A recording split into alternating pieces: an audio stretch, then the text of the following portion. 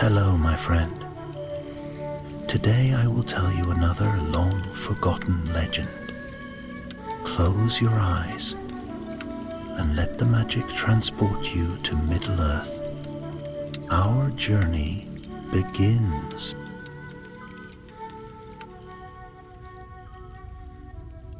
In the waning years of the Second Age, long before the ring-wraiths were cloaked in shadow and terror, the Nine were still kings of men, proud and mighty, though already touched by a chill they did not yet understand. Their rings, gifts from a power they believed benevolent, shone with pale fire on their hands, and though they still breathed as living men, a thin whisper followed each of them as though something unseen walked just behind their shoulders. On a night of strange stillness, when the moon was veiled and the stars hid like wary sentinels, a summons reached them. It did not come by messenger nor written word. Instead, it arrived as a voice in their minds, cold, commanding, unmistakable. From the fortress rising in the dark forests of Greenwood, the one they knew as the necromancer spoke. "Ride east," the whisper commanded, "beyond Rune, beyond the broken plains where no map dares mark the paths. There lies a hidden vale, a place of ancient silence. A power stirs beneath it, a power I require." The kings gathered in the courtyard of their eastern stronghold. Their steeds pawed at the earth, restless, torches guttered as though frightened by what loomed ahead. Camul, the proud Easterling lord, narrowed his eyes toward the dark horizon. "The place where the spirits sleep," he murmured. "I have heard only fragments of that name, a myth to frighten children." "The necromancer does not chase children's tales," said another, a tall Western king with a voice that once moved armies. "If he calls us, we obey." Yet even as he spoke, his fingers twitched unconsciously toward his ring, as though it had grown heavier since the command arrived. The Nine mounted. No fanfare marked their departure, only the cold wind and the hush of the trees. They rode beneath the boughs of Greenwood, moving eastward along narrow trails known to few living men. Owls watched their passing with round, unblinking eyes. As the days passed, the land began to change. Forest gave way to wide, empty steppes, where the grasses stirred like seas of bronze under the sun. Smoke from distant nomad fires rose in thin spirals, but the tribes kept their distance. The sight of 9 armored kings riding in silence, cloaks snapping like banners of night, inspired unease even among hardened warriors. On the 4th evening, as they camped beside a withered stream bed, the first sign of strangeness appeared. A faint movement flickered at the edge of the firelight, too tall for an animal, too swift for a man. Camul rose, hand on his sword. "Show yourself," he barked. But nothing answered, only the long grass swaying in the wind. When he returned to the fire, the Western king watched him with troubled eyes. "You felt it too, did you not?" Camul nodded. "A shadow, but not cast by torch or moon." None slept well that night. Dreams twisted around them, visions of cold, of pale figures standing upon distant hills, watching, always watching. By morning, a thin fog lay across the plains, though no river or lake lay near. It curled around their horses' legs as they rode and clung to their cloaks like damp fingers. "The land itself dislikes our passage," muttered one of the southern kings. "Perhaps we should—" He broke off as a sharp ringing filled the air, like the faint chime of metal on stone. It seemed to come from nowhere and everywhere at once. The 9 reined in their horses. "What sorcery is this?" another whispered. "Not sorcery," replied Camul. his gaze fixed eastward. A warning! The ringing faded, replaced by silence so deep it pressed against their ears. Then the necromancer's voice returned, clearer than before, colder than the ice of the Forodwaith. Do not turn back. Every man stiffened. The way is perilous, but the prize is beyond value. A power sleeps in that hidden veil, older than kingdoms, older even than your fear. Ride on. The voice withdrew, leaving the 9 alone beneath the colorless sky. Their conflict, silent but heavy, grew then. Some felt the thrill of purpose tugging them eastward. Others felt dread coil around their hearts. Yet the rings they wore pulsed faintly like steady beats of a second heartbeat. Each pulse whispered obedience, and so they rode. The plains gradually lifted into broken hills, land scarred by ancient war. Scattered stones jutted from the ground like the bones of giants. Here and there, blackened craters marked places where something terrible had once fallen from the sky in ages, unremembered by men. On the 6th day, as the sun bled red behind the hills, they came upon ruins, massive stones half buried in earth, carved long ago with symbols none of them could read. It is older than Numenor, the Western king murmured, running a hand along the worn markings.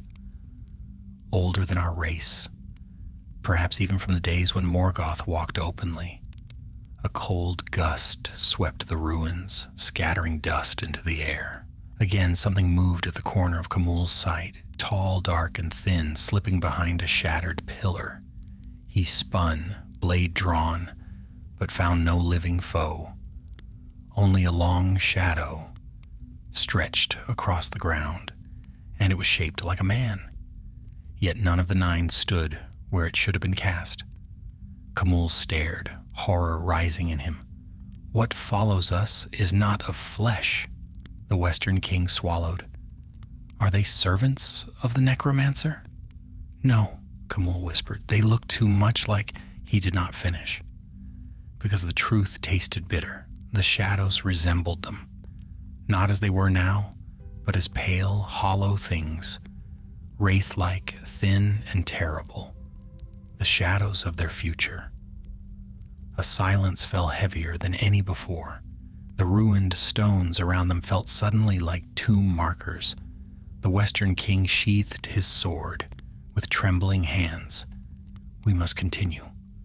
Whatever lies ahead, we cannot turn back now.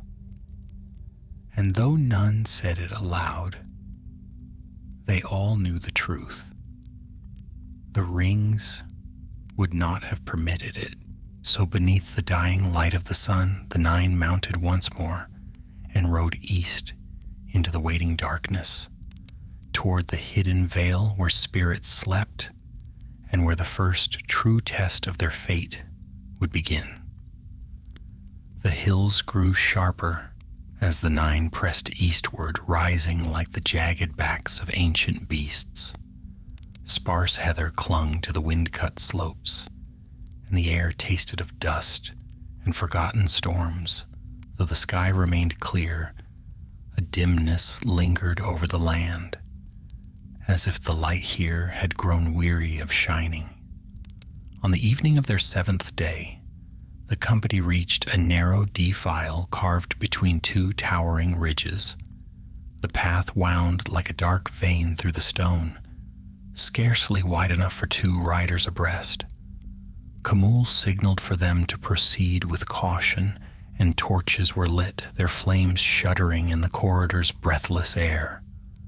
Halfway through, the walls shifted. A low groan rumbled through the stone, sliding dust from the heights above. The horses reared, iron shoes clattering against the uneven path. "Hold fast," the Western king cried, wrestling his steed back under control.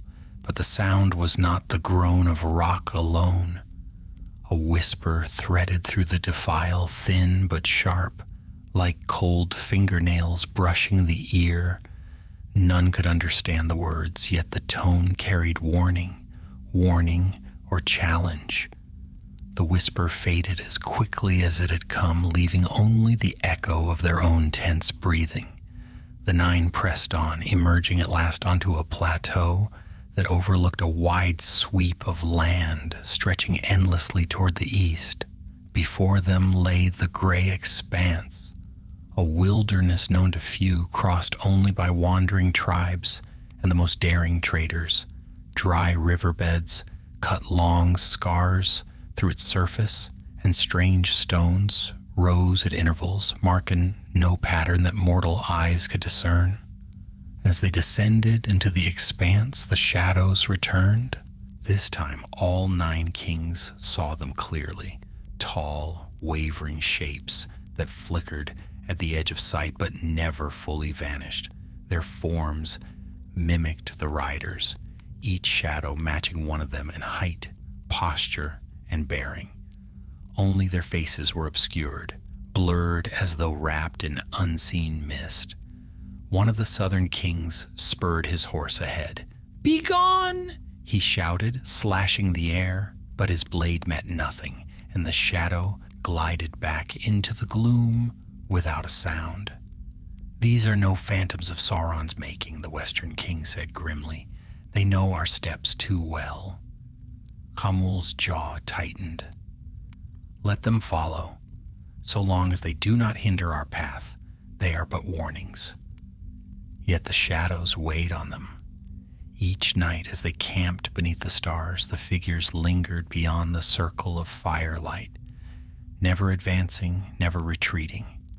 And each morning, one shadow stood closer than before, as though measuring the men, testing their wills. On the 10th night, while the kings rested near a cluster of ancient stones, a stranger approached their camp. He came alone, cloaked in tattered dark robes, moving with the bent posture of one who had wandered far. His face was painted with streaks of ash, and his hair hung in tangled braids threaded with bone. The western king rose at once, sword drawn. "Name yourself." The stranger lifted his hands, palms outward. "I am no foe of yours, lords of the West. My name is Tiradun, a watcher of these wild lands." "A watcher?" Khamul studied him with caution. "Few dare to walk here. Few survive it," Tiradun answered quietly. He turned his gaze toward the nearest of the flickering shadows. "You are followed by things that stir only when the east calls to them. That alone marks you as beings of great consequence or great peril. Speak plainly," one of the southern kings demanded. "What know you of these shades?" Tiradun crouched by the fire, drawing lines in the dust with a charred stick. "Long ago, in the elder days, when the world was young, powers beyond mortal reckoning clashed across these plains. In their wake, echoes remained, impressions of what might be, reflections shaped by fate's long shadow. They are not ghosts, but possibilities." He looked up, eyes narrowing. "Possibilities of you." The 9 exchanged uneasy glances. For a moment, the flames seemed to dim around them. "Why do these possibilities follow us?" Khamul asked. "Because the path you tread bends sharply toward shadow," Tiradun replied. "And shadow delights in meeting its own reflection." A cold silence followed. At last, the Western king spoke. "We seek a place known in whispers, the place where the spirits sleep. What lies beyond this expanse?" Tiradun's expression changed, fear flickering beneath his weathered features. "You seek a cursed veil, a hollow in the world where ancient beings rest, bound by oaths older than any kingdom of men. The path is not merely dangerous, it is forbidden. We go under command," Khamul said. "Then your command is woven from folly," Tiradun murmured. "For those who disturb the sleepers risk unmaking more than themselves." The wind swept across the stones, scattering dust over the lines he had drawn. The stranger rose, pulling his tattered cloak around him. "I have warned you. Whether you heed it or not is your fate to choose." Before any king could speak further, a new sound tore through the night, a harsh, rising cry that echoed off the ancient stones. The shadows around the camp stretched taller, trembling as though drawn toward some unseen force. Tiradoon paled. "They come." "Who?" the Western king demanded, sword flashing. "Those who hunt the sleeper's secret," he whispered. "Sorcerers of the East, servants of no master but their own greed." Even as he spoke, dark shapes crested the ridge above them, 5 riders clad in scaled armor, their faces hidden behind masks of bone. Their horses snorted steam in the cold night air. Khamûl mounted in one swift motion. "To arms!" The 9 formed a defensive circle, blades gleaming like starlight.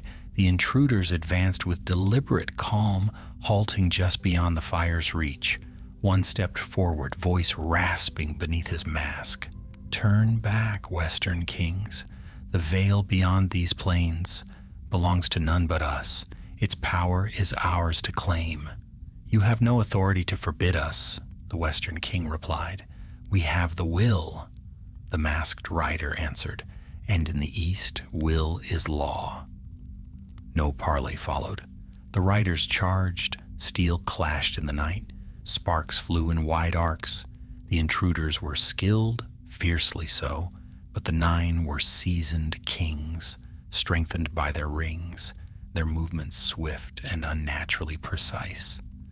The battle surged around the ancient stones, shadows leaping like wild things as torches guttered.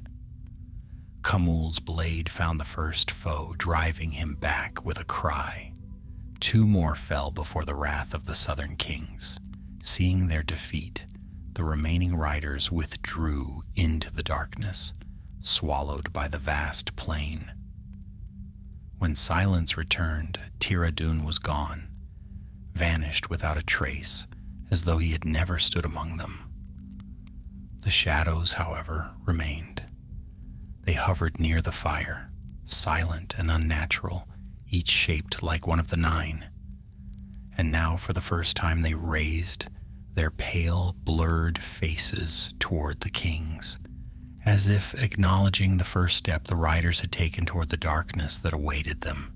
Khamûl sheathed his sword, breathing hard. "The way forward grows darker with each mile." The Western king nodded. "Then let us not waste another moment. We ride at dawn." And as the fire crackled low, the 9 felt the pull of the East, like a distant heartbeat, calling them onward toward the hidden veil and the fate that even their shadows seemed to anticipate. Dawn rose pale and thin over the gray expanse, as though the sun itself hesitated to cast its full light upon the land. The 9 broke camp in silence. Their steeds snorted softly, picking their way across the withered earth, while the kings watched the horizon with guarded eyes, searching for any sign of the masked rider's return. But none appeared. Only the endless plain stretched before them, rippling in the breeze like a sea of ash. They rode swiftly, for each man felt the same pressure, an unseen hand urging them eastward.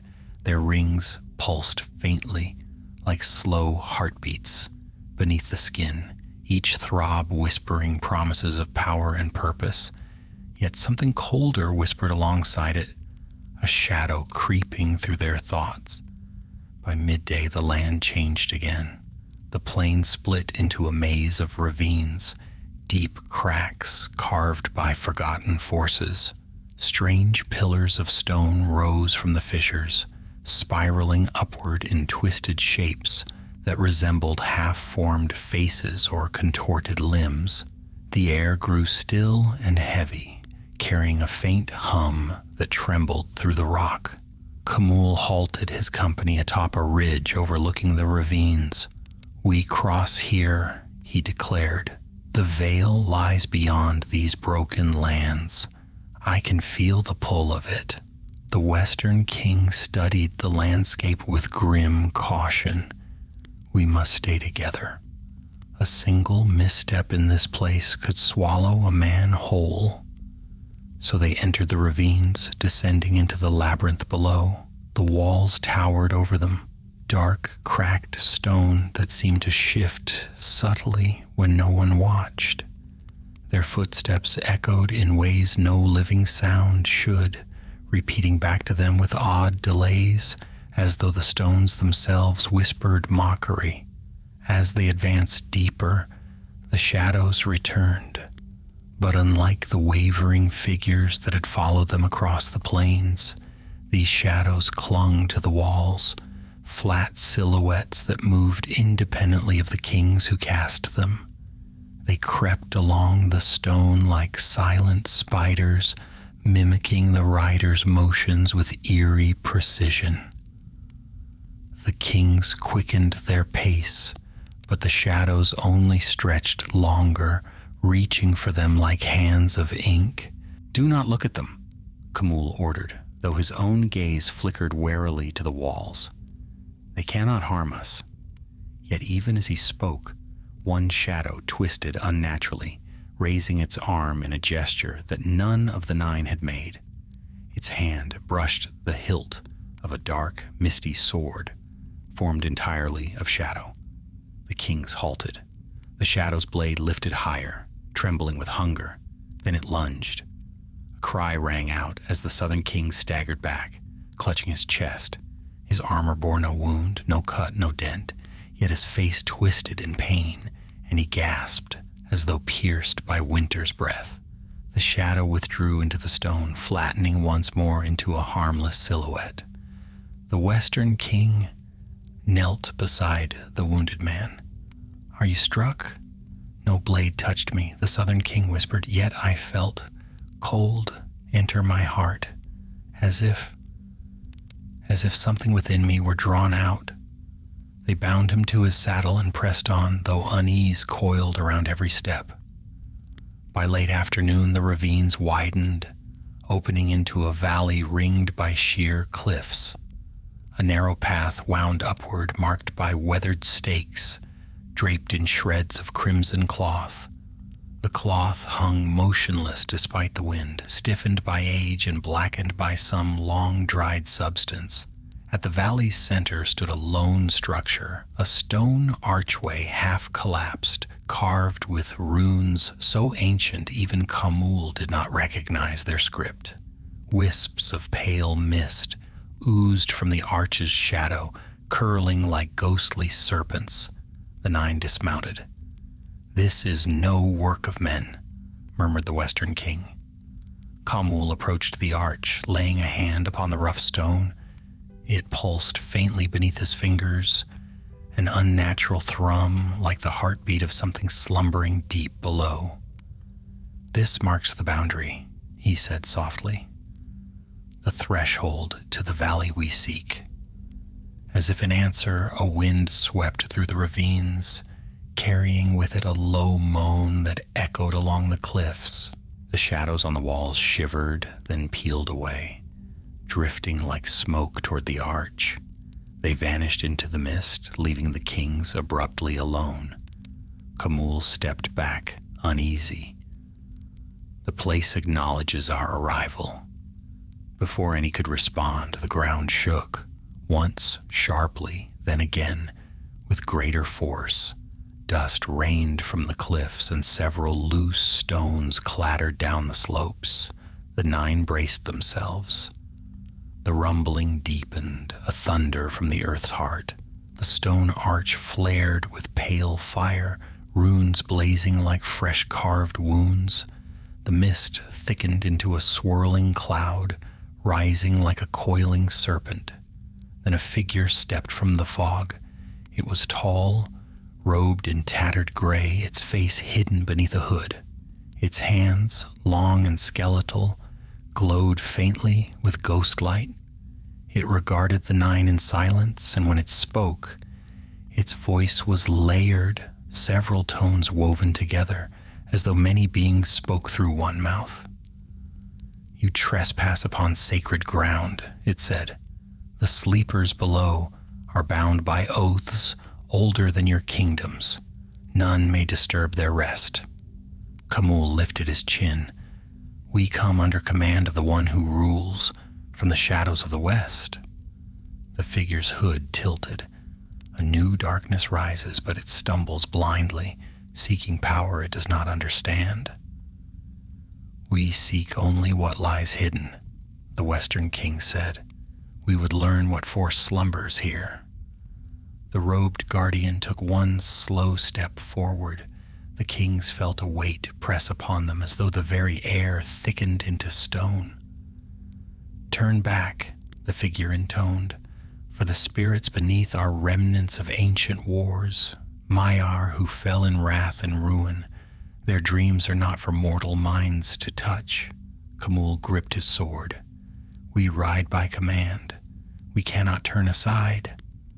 The figure's aura dimmed, and for a moment it seemed almost sorrowful. "Then you carry your doom boldly upon your brows." The mist coiled tighter around the arch as the guardian lifted a hand, gathering pale light. But before the spell could be cast, a roar shattered the air, a deep, bestial cry that shook the cliffs. From the ridge above, figures descended in a storm of black and crimson. The masked riders of the east returned in greater number. Their leader raised a staff crowned with obsidian shards, its tip pulsing with red fire. "This land belongs to the sorcerers of Rune," he bellowed, "and its secrets shall be ours alone." Arrows whistled downward. The guardian vanished into mist, the arch's glow flickering like a dying lantern. Khamûl drew his blade. "To arms, defend the threshold." The nine formed a line as the enemy charged, steel flashing, voices raised in harsh battle cries that rang like broken bells across the valley. The first clash resounded through the ravines, echoing off stone until it felt as though the mountains themselves bore witness. As blades struck, shadows writhed along the ground, drawn by the conflict, stretching like dark tendrils toward the archway. And beneath the earth, something stirred. Steel rang upon steel, echoing through the narrow valley like thunder trapped beneath the mountains. The nine met the charge of the Easterling sorcerers with grim resolve. Their blades flashed in the pale light, and their cloaks whipped like dark banners in the rising wind. Though the enemy outnumbered them nearly 2-1, the kings fought with uncanny strength, gifts of the rings that pulsed with cold fire at their command. Khamûl drove his steed forward, cleaving through a masked rider who sought to bar his path. The enemy fell with a cry, scattering dust across the stone, but more surged in behind him, their faces hidden behind bone masks carved with snarling visages. The Western King brought down his sword in a sweeping arc, sending two foes tumbling. "Hold the line," he cried. "We must not let them reach the arch." For even in the chaos, all saw the same terrible truth. The sorcerers of Rune cared nothing for the Guardian's warnings. They sought to seize the power lying beneath the earth, to claim the dreams of fallen spirits as their own. If they reached the archway, they would unleash forces beyond mortal reckoning. A fierce cry rose above the din. The leader of the Easterlings stood upon a high stone, staff raised. The obsidian shards crowning it glowed with deep crimson light, beating like a corrupted heart. "Break them," he roared. "The sleepers shall awaken at my hand." Red lightning erupted from the staff, streaking toward the nine like a serpent of flame. The kings braced themselves. In an instant, the light split into many tendrils, striking the ground in bursts of ruin. Stone shattered, dust billowed, horses reared and screamed. One of the southern kings was thrown from his saddle, his armor scorched where the lightning had kissed it. He staggered to his feet, dazed but alive. The western king shouted, "Khamûl, take 3 riders and flank him. That staff is the source of their strength." Khamûl nodded sharply. With 2 northern kings and one of the southern lords at his side, he broke through the melee, weaving between enemy riders with lethal precision. Every heartbeat brought him closer to the Easterling leader, though the staff's crimson glare threatened to blind him with each flash. But the sorcerer was not alone. 4 masked riders barred the slope leading to him, spears leveled, their stances unyielding. "None shall approach the speaker of the sleeper," one hissed. Khamûl answered by driving his sword into the man's guard, knocking him aside. The northern kings crashed into the others, blades flashing like shards of moonlight. The clash atop the slope grew fierce, and the rock beneath their boots shook with every strike. Meanwhile, in the valley below, the remaining kings battled desperately to keep the enemy from swarming the arch. Shadows writhed across the ground, drawn toward the threshold like moths to flame. They twisted around the combatants' feet, growing bolder with each passing moment, as if feeding on the turmoil. The western king struck down an Easterling, then glanced briefly toward the arch. "The shadows gather there," he muttered. "We are running out of time." As he turned back to the fray, a sudden gust swept through the valley, cold as burial mists. The stone arch pulsed with a dim, tremulous glow. The guardian who had vanished into the fog moments before materialized again beside it, its form wavering like a half-shaped dream. "You must not let them pass," it commanded, its many-layered voice echoing in every chamber of the king's minds. "For if the sleepers are stirred, their wrath will not fall on your foes alone." "Then aid us," the western king shouted. The guardian raised its spectral hand, releasing a wave of pale light that surged across the battlefield. The sorcerers recoiled, shrieking as the radiance burned through their spells and defenses. Even the masked leader atop the slope faltered, his staff dimming for a breath. Yet the guardian staggered, its form flickering. The effort it expended cut deeply. "I am bound," it murmured. "I may not strike with force, only delay." On the high stone, Khamûl seized the moment of weakness. He lunged forward, clashing with the Easterling leader just as the man regained his balance. Their blades met with a shower of sparks. "You understand nothing of what lies beneath," the sorcerer snarled, parrying Khamûl's strike. "The sleepers were weapons once, destroyers whom even the valor feared. Their dreams linger with power. I alone shall claim it." "You seek your death," Khamûl said coldly, pressing in with relentless force. The sorcerer thrust his staff forward. Crimson fire erupted, blasting the ground at Khamûl's feet and throwing him back. The stone ridge cracked under the blast, crumbling. One northern king slid dangerously close to the edge, stones tumbling down the cliffside. The sorcerer raised his staff again, preparing to unleash a final torrent of flame. But before the blow could fall, the western king appeared at the base of the slope, having fought his way through the enemy line. Drawing a dagger from his belt, he hurled it with measured precision. The blade struck the sorcerer's wrist. He cried out. The staff wavered. Khamûl surged up with renewed fury, cleaving through the man's guard. His sword struck the staff, shattering the obsidian crown in a burst of black shards. A scream ripped from the sorcerer's throat, not of pain but of rage and disbelief. The crimson light guttered and died. With their leader's power broken, the Easterling riders faltered, their confidence shattered. Some fled into the ravines, others fell upon the blades of the Nine. The valley grew still once more. Khamûl stood over the fallen enemy leader, chest rising with heavy breaths. The man glared up at him through the cracks in his mask. "You have won nothing," he spat. "The sleepers stir. You feel it beneath your feet.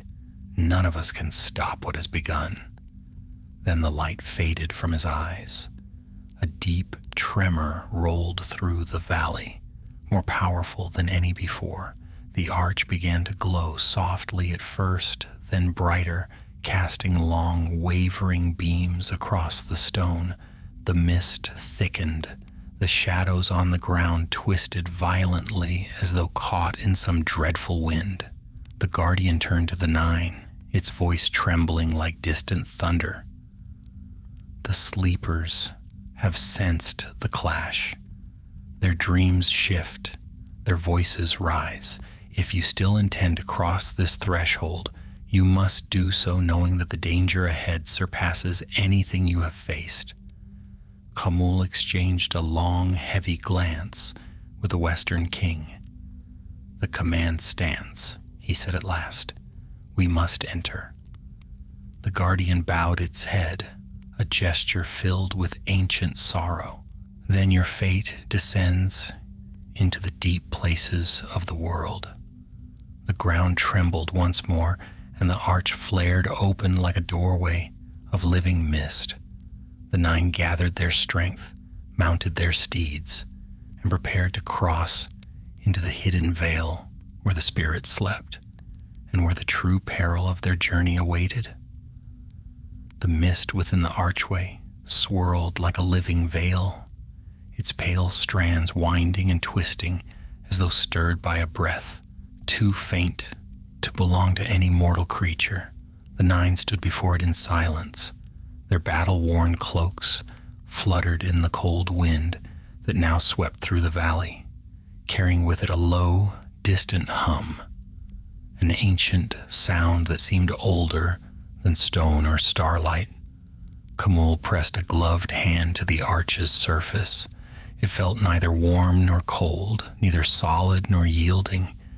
It was as though he touched the very fabric between waking and dream. The mist recoiled slightly, then parted, forming a narrow passage filled with shifting light. "Gather yourselves," the Western King said quietly. "We enter together." Their horses snorted nervously, hooves pawing at the stone, but the rings on the king's fingers pulsed once, steady and insistent. The steeds calmed as though subdued by unseen will. One by one, the Nine rode through the arch. The world beyond changed in an instant. The valley's harsh light vanished, replaced by dim radiance filtering through a sky the color of tarnished silver.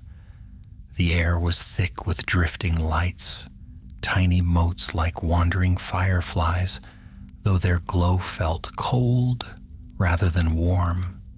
The ground beneath the horses' hooves was soft, covered in a carpet of pale grass that swayed without wind. They found themselves atop a high ridge overlooking a vast hollow. At the center of this hollow lay a wide basin filled with a shimmering mist, smooth as glass and strangely luminous. The basin pulsed in slow rhythm, like the slumbering breath of some colossal creature.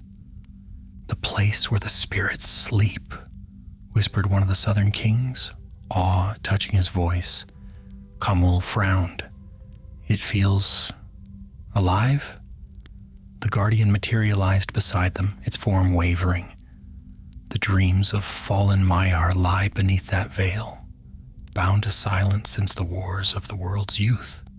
The Western King surveyed the hollow. What are we meant to find here? What power lies within these dreams? A question few have dared ask, the guardian replied, for the answer invites peril. The 9 descended the ridge, moving cautiously. The pale grass whispered against their boots, and faint shapes drifted at the edge of sight. Forms like the hint of wings or distant faces, fading as soon as attention found them. As they approached the basin, the ground trembled gently beneath their feet. The shimmering surface rippled, sending concentric waves of silver light dancing across the hollow. Khamûl halted at the basin's edge. What lies below? Not bodies, the guardian murmured. Their forms were unmade long ago. What rests here are remnants, their thoughts, their memories, their rage. Their dreams wander endlessly, searching for shape, but finding none. The northern king knelt, reaching toward the surface, but the guardian's voice sharpened. Do not touch it, the dreams will seek to claim you. The king withdrew his hand at once. Suddenly, a tremor rolled through the ground, stronger than any before. The shimmering basin brightened, and a deep, mournful voice seemed to echo from beneath. Though the sound carried no words, the air thickened with dread. The battle in the ravines has stirred them, the Western king said, jaw tightening.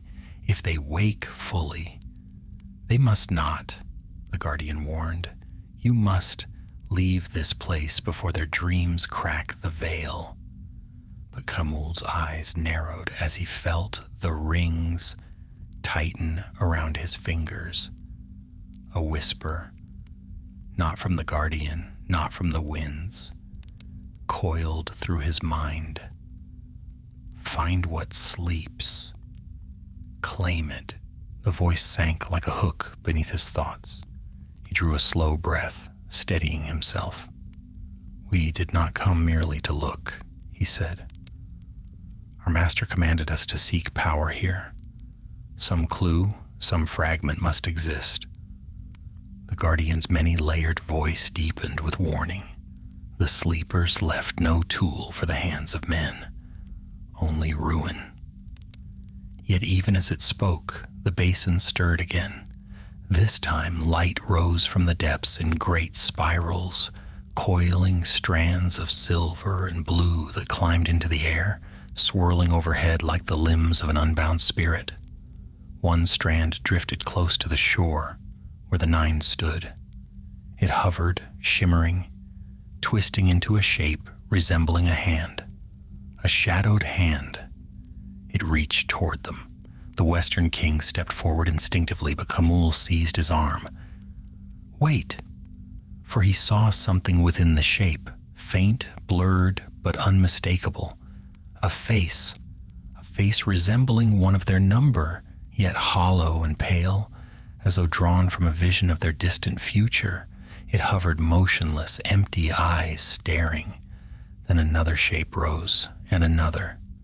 Soon, 9 spectral figures hovered above the basin, each an echo of one of the kings. Their forms were thin, draped in wisps of shadow, their arms long and skeletal. They wore crowns, but the crowns were twisted and broken, and their robes billowed like smoke torn by unseen winds. The 9 stiffened. The shadows of their future had followed them, and now the dreams of the ancient spirits had woven those shadows into clearer shape. These figures, whispered a southern king, dread creeping into his voice, these are us. No, the guardian said softly. These are what you may become. The sleepers draw from your fate as easily as they draw from their own fragmented memory. One of the dream wraiths tilted its head, moving with slow, eerie grace. Its face stretched into a silent scream. Then, without warning, it lunged. The kings reeled back. Khamûl raised his sword, but the blade passed through the dream wraith like through fog. The creature rippled, twisting its smoky form around him, and a chill pierced his chest. He gasped, stumbling as visions flared across his mind, visions of endless darkness, of kingdoms crumbling, of himself clad in shadow, serving a master whose will crushed all thought. "Khamûl!" the Western King shouted, grabbing his arm and pulling him free of the drifting specter. The dream wraith shrieked without sound and split into two smaller forms that coiled like serpents in the air. The guardian thrust out its hand. A surge of pale light pushed the wraiths back toward the basin, but the effort weakened the guardian. Its form flickered wildly, nearly dissolving. "You must leave at once," it cried. "The sleepers have awakened enough to sense you. If they rise fully, their wrath will sweep the land like storm fire." "But our mission—" Khamûl tried to resist, but his voice shook. The vision still clung to his thoughts like talons. "There is nothing here for you," the guardian insisted. "No relic, no weapon, only the echo of doom. Your presence alone is enough to draw their dreams into waking." The basin flared again, brighter than before. The shapes above it multiplied, filling the sky like a host of wraiths, rising from a bottomless pit. Then the ground split. A long crack tore across the basin's edge, sending shards of luminous mist spraying into the air. A roar rose from beneath, deeper, fiercer, filled with ancient fury. The Western King seized Khamûl's arm. "We must go." At last Khamûl nodded, though reluctance still burned in his eyes. The nine mounted and turned toward the ridge. Behind them, the valley erupted with rising light, spectral forms swirling madly as though struggling to break free from the earth's grip. The guardian's form flickered beside them one last time. "Ride swiftly. The veil weakens." Then it vanished. Whether by exhaustion or by choice, none could tell. The nine spurred their steeds up the slope, racing toward the archway as the hollow behind them trembled, and the dreams of the fallen spirits roared like a storm ready to break. They did not look back. For the first time on their long journey, fear rode beside them. The ridge shook beneath the hooves of the nine as they fled the hollow, each tremor threatening to cast them down into the rising storm of light behind them. Mist churned like a boiling sea, and the shapes of dream wraiths twisted within it, stretching long arms toward the fleeing riders, as though eager to drag them back into the depths below. "Faster," Khamûl commanded, voice taut with urgency. The horses obeyed, driven by a fear that seemed not entirely their own. The rings pulsed with cold insistence, steadying the riders even as the ground bucked and fractured beneath them. Shards of pale stone broke loose from the ridge and tumbled into the glowing basin. At the summit, the archway shimmered, no longer calm and silent. Its form quivered like a surface struck by a deep vibration, and the mist within throbbed with pale fire. The Western King cast a glance behind them and let out a breath between clenched teeth. "The sleeper's dreams are rising. If we do not pass through the arch while it still stands, we will be caught in their waking." Another finished grimly. The words spurred them on, yet before they could reach the archway, the mist at its edge heaved upward, and two dream wraiths manifested upon the ridge. These were more solid than those in the basin, their forms swirling but substantial, enough to cast faint shadows on the stone. They blocked the archway like pale sentinels, heads tilted, crowns wavering atop blurred brows. Their presence chilled the air. Frost spread rapidly across the ground, turning the ridge white as winter. "We cannot pass them," one of the northern kings said, voice trembling despite his resolve. "We must," the Western King replied, drawing his blade. With a sharp cry, he charged. His sword swept through the nearest wraith, cleaving its torso in a single fluid stroke. Yet the blade passed through without resistance. The wraith's form rippled, dissolving into a swirl of smoke before recoalescing behind him. It slashed out with a hand that elongated into talons of shadow. The blow struck the king's back like a cold hammer. He fell to one knee, gasping as frost spread over his armor. Khamûl leapt from his saddle, landing between the Western King and the Dream Wraith. His sword flashed, cutting a silver arc through the air. Though it did not harm the spirit, it deflected its talons for a brief moment, enough time for the Western King to rise. "They draw from your fears," said a low voice. The faint form of the guardian wavered into being beside the ridge, its shape thinner than before. "Strike not with steel, but with will." The Dream Wraith lunged again, its ghostly talons aimed at Khamûl's chest.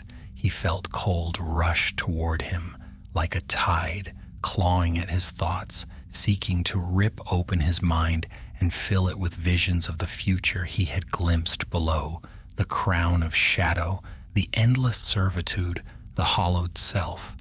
Khamûl did not raise his sword. Instead, he clenched his jaw, forced breath into his lungs, and pushed back with the last fragments of fearlessness he possessed. The wraith recoiled as if struck. The guardian's layered voice drifted through the swirling mist.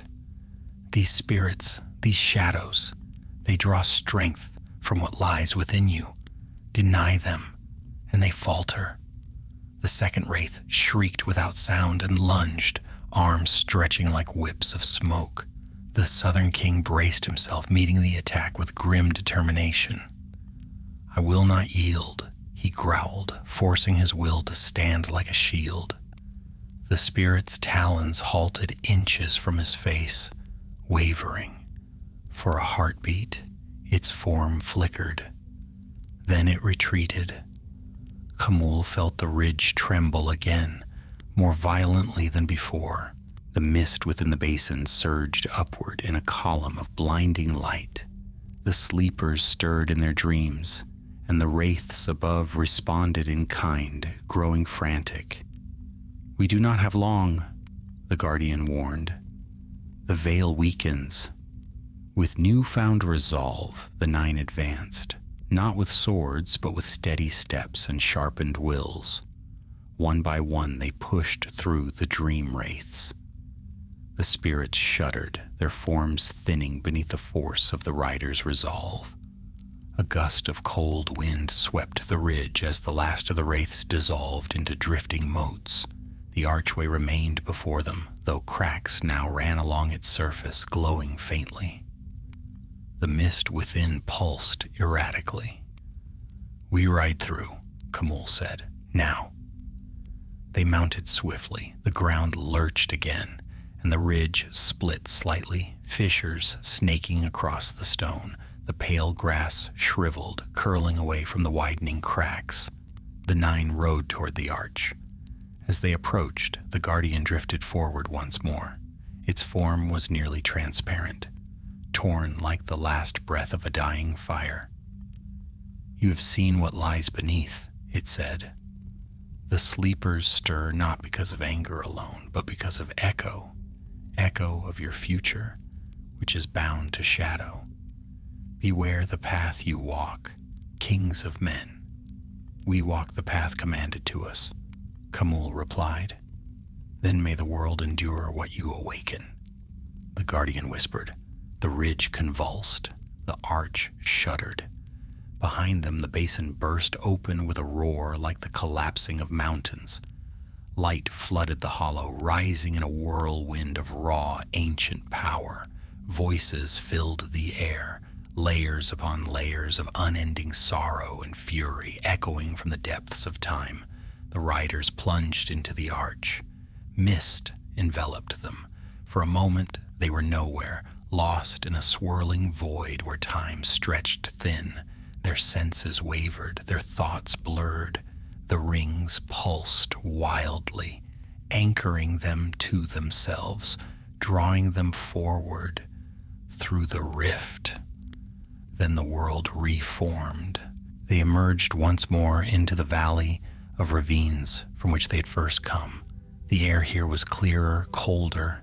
The shadows that had lingered on the stones now lay dormant, as if stunned by the upheaval in the vale beyond. The arch behind them flickered one last time before exploding into shards of light that dissolved into the wind. Silence settled. The 9 reined in their horses, panting. Dust drifted from the cliffs, disturbed by the tremors, but now settling into stillness. The Western King turned to Camul. "We must report this to the necromancer. Whatever lies beyond that veil cannot be reached again." Camul looked eastward toward the ridge they had left behind. No trace of the arch remained, only stillness and faint wisps of mist fading into nothing. He felt the weight of the rings more keenly than ever, their cold grip around his will, their steady beat beneath his pulse. "Yes," he said, "we ride west." And though the way ahead was long, each king felt a quiet dread growing within him. For they had touched something vast and ancient, and the shadows of their future had grown clearer.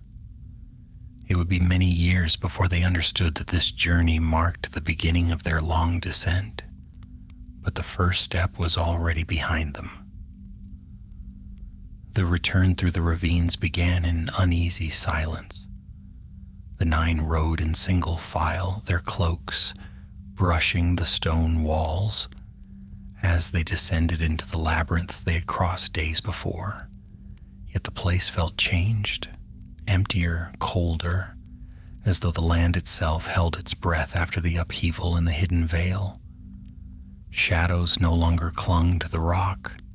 The strange silhouettes that had once walked beside them were gone, leaving the ravines stark and bare. Even the faint hum that had thrummed through the stone had faded, replaced by a heavy stillness. The Western King glanced back toward the vanished archway. "I feel as though the land has been wounded," he murmured, as if something was torn from it. Camul kept his eyes forward. "Then we have done as we were commanded. We uncovered what lies beneath, though our master's hand may not reach it." "But will he be content with that?" another king asked bitterly. The question hung in the air, unanswered. The ravines narrowed again, forcing the riders into a slow, cautious pace. Dust sifted from the cliffs, and the faint echo of their horses' steps followed them like a ghost. Yet for all the silence, an uneasy awareness pressed upon them, an instinct that they were not alone. It was confirmed as they reached a fork where the ravines widened. A lone figure stood before them, cloaked in ash-colored robes, his face hidden beneath a hood. He carried a staff bound with strips of dried leather. "Tir-Adun," the Western King said, stiffening in his saddle. The Watcher of the Wilds stepped forward. His movements were weary, as though the depth of age weighed heavily upon him. He surveyed the 9 with dark, knowing eyes. "So you escaped," he murmured. "Few who stand near the dreams of the fallen ever return." Camul reined in his horse. "You left us before the battle. Why return now?" Tir-Adun's expression darkened. "Because I've seen what your clash awakened. The tremors reached even this far. The wind carried whispers, cries from deep places best forgotten. We closed the way behind us," one of the northern kings said. "The arch is gone." "An arch is but a gate," Tir-Adun replied. "It can be remade if one knows the craft. The power behind it, however, that cannot be bound again so easily. The 9 exchanged uneasy glances.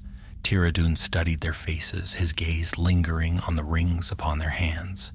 You carry shadows within you now. The sleepers saw your fate and fed upon it. They shaped their dreams from what you will become. Khamul's jaw tightened. We need no warnings from you. Perhaps, Tirradun said quietly, but you need understanding. The spirits you saw were not illusions. They were reflections, glimpses of the long path before you, a path of fading flesh and deepening shadow. A chill settled over the ravine. For a moment none spoke. Then the Western King dismounted, stepping toward the Watcher. Tirradun, tell us plainly, are we changed? Do we bear some mark? Tirradun lifted a hand and traced a slow symbol in the air.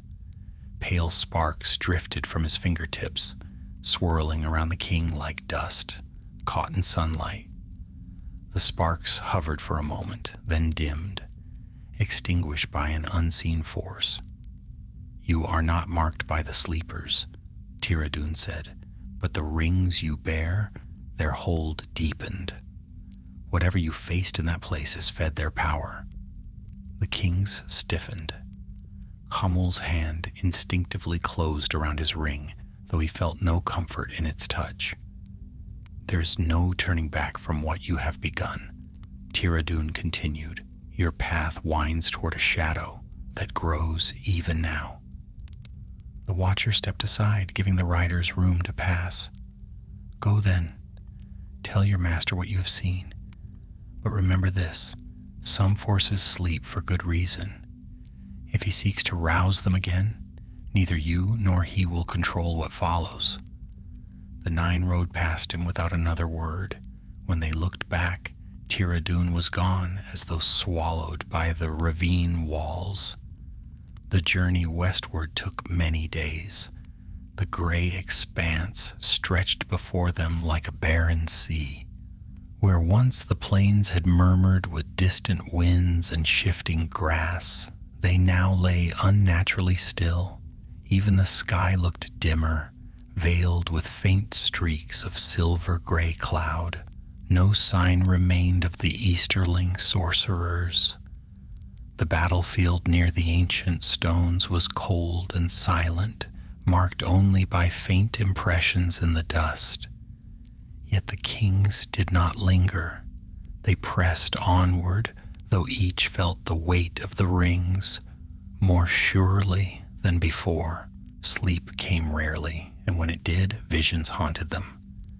Visions of twisted crowns, endless darkness, and the pale faces of the dream wraiths that had risen from the basin.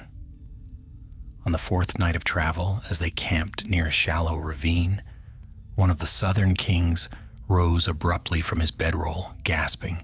Khamul, already awake, approached him. Another dream? The king rubbed his eyes with trembling hands. Not a dream. Khamul frowned. Then what? A whisper. It came from the ring. It spoke of paths unseen, of shadows gathering. The others stirred, drawn by the tension in the king's voice. Khamul crouched beside him. What exactly did it say? The southern king shook his head. No words, only feeling, as though something watches through the band on my finger. A silence heavier than stone followed. The Western King stepped forward. Our master reaches us from afar through the rings. It is his will we feel. Is it? The Southern King whispered, voice strained. Or have the sleepers left something behind in us? Khamul did not answer, because in truth he felt the same pressing awareness. A faint presence coiled within the ring, watching, listening, whispering. It grew stronger each day. By the time they reached the eastern eaves of Greenwood, exhaustion weighed on the company. But the forest welcomed them with familiar shade.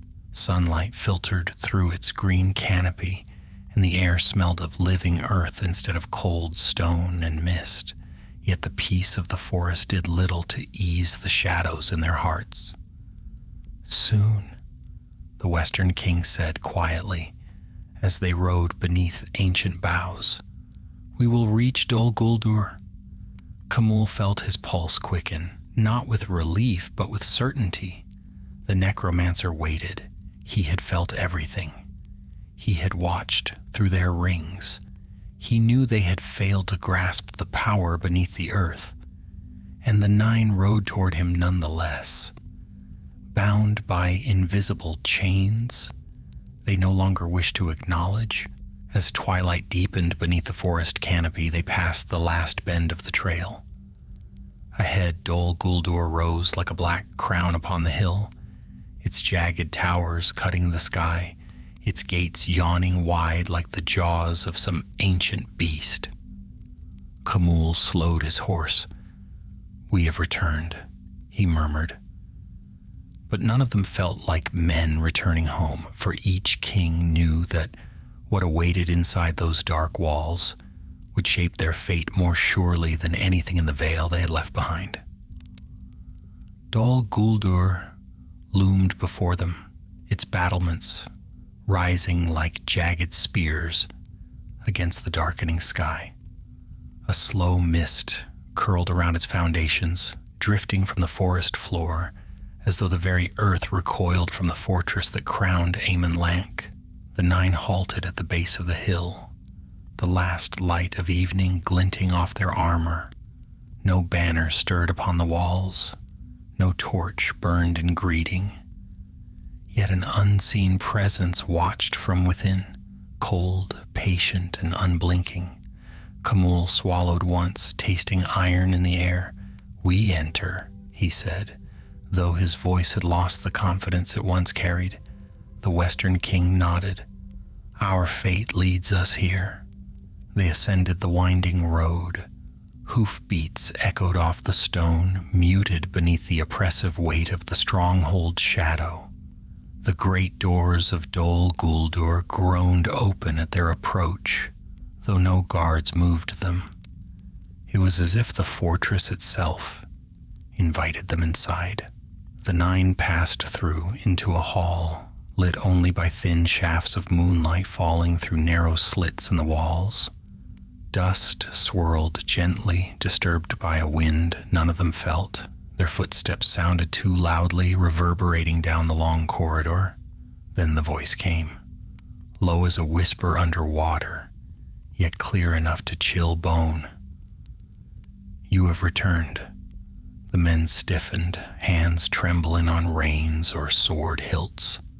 The shadows lengthened, crawling along the stone floor like living shapes until they gathered at the far end of the hall. From that darkness stepped the necromancer. Tall he stood, robed in black, his face obscured by a deep hood. No gleam of eye could be seen within, yet the weight of his gaze pressed upon them like a storm front. The torches along the walls sputtered as he passed, shrinking from his presence. Khamûl dismounted, followed by the others. They knelt, though each movement felt as though it dragged a chain behind it. "My lord," Khamûl said, bowing his head, "we bring word of the hidden veil." A silence followed, long and suffocating. "Stand," the necromancer commanded. They rose as one. "What have you seen?" the voice asked, though it carried not curiosity but expectation. Khamûl glanced at the Western King. The rings weighed heavily on their hands as though warmed by a distant fire. The sensation of being watched through them intensified. "The place where the spirits sleep lies beyond ravines, east of the gray expanse," the Western King began, "guarded by forces older than men and sealed by ancient wards." Khamûl continued, "We crossed the threshold and found a hollow where the dreams of fallen Maya linger. Not bodies, but thoughts, wrath, fragments of memory. The sleepers stir when disturbed, The necromancer moved closer, his steps unnaturally silent. Could their power be seized? Khamûl hesitated. The chamber darkened. At last he answered, "No, my lord. The arch collapsed. Their dreams rose in fury. None may claim what lies beneath." A tremor of something, anger or amusement, stirred the air around the necromancer. "None may claim it," he echoed softly, "yet you disturbed it. Their dreams have touched you. Their echoes cling to you like mist to a blade." The 9 stiffened. Khamûl felt a flicker of cold fear. "We did not intend."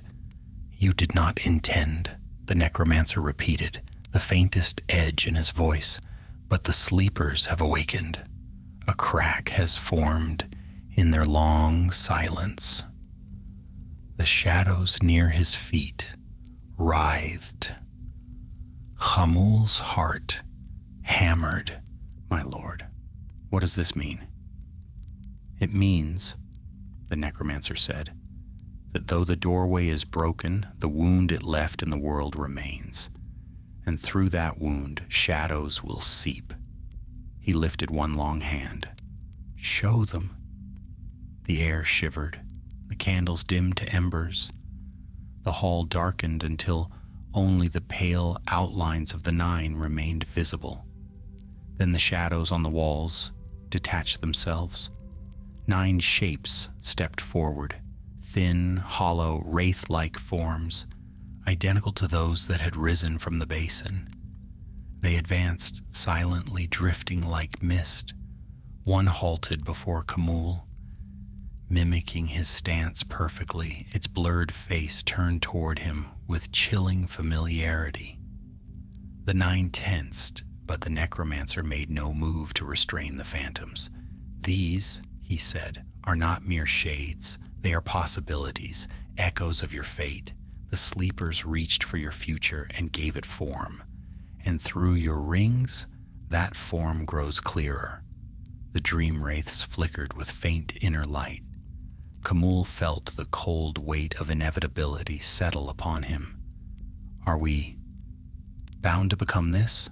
one of the southern kings whispered. The necromancer turned to him slowly. "All who bear my gifts walk a path toward greatness," he said, though the word greatness dripped with darkness. "Toward power beyond the flesh. The dreams of the fallen simply revealed what you will one day be."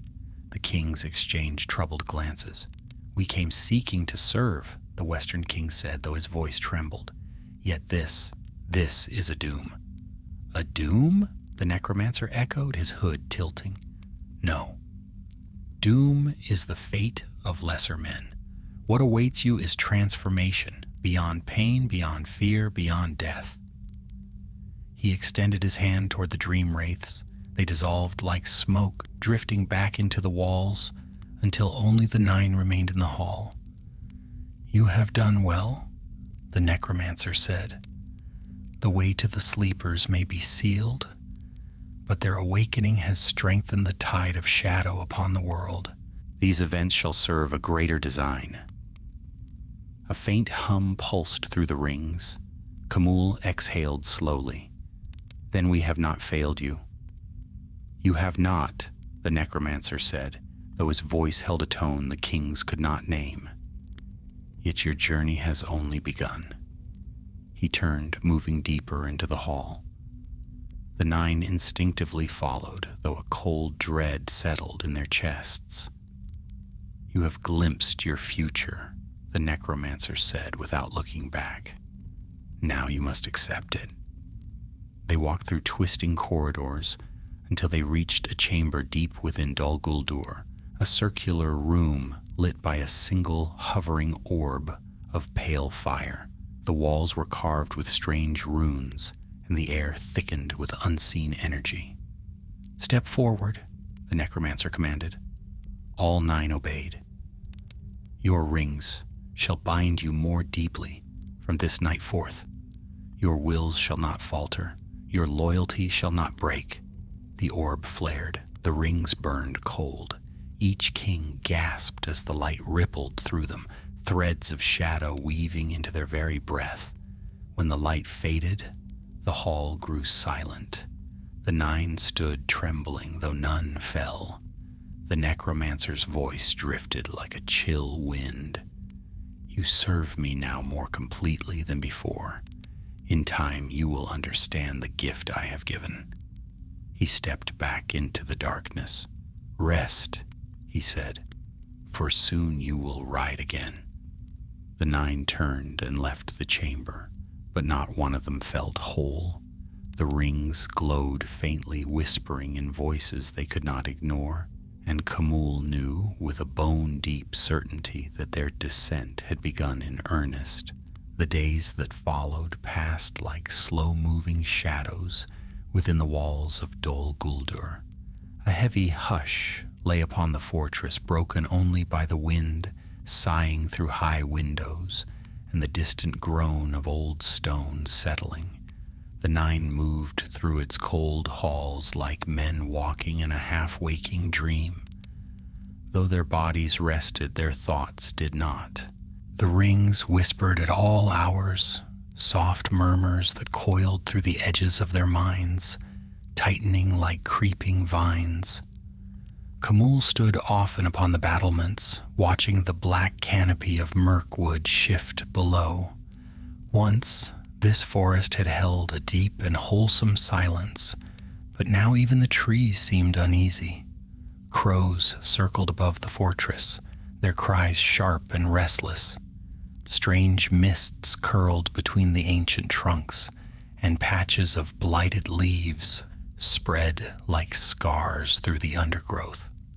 The shadow grows, murmured the Western King as he approached Camul one cold morning.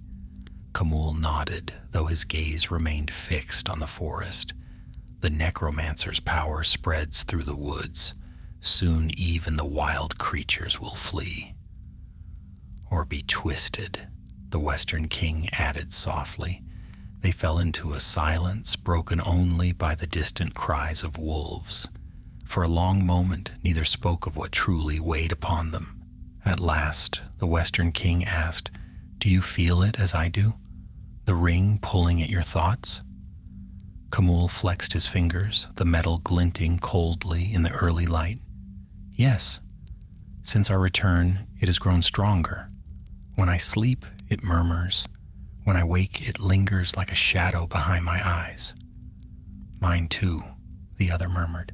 "I find it harder to recall the faces of those I once ruled, as though the ring presses them further into fog."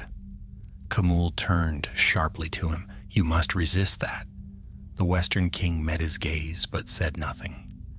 That night, the 9 gathered in a long stone chamber, seated around a table carved from a single slab of ancient wood.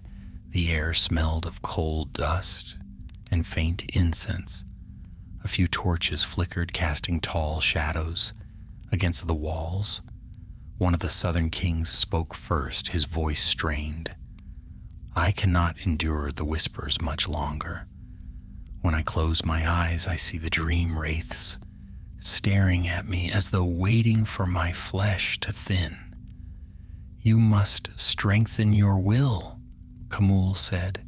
"We all must." But another king leaned forward, pale-faced. "Why did our master send us to that forsaken place? What purpose did it serve?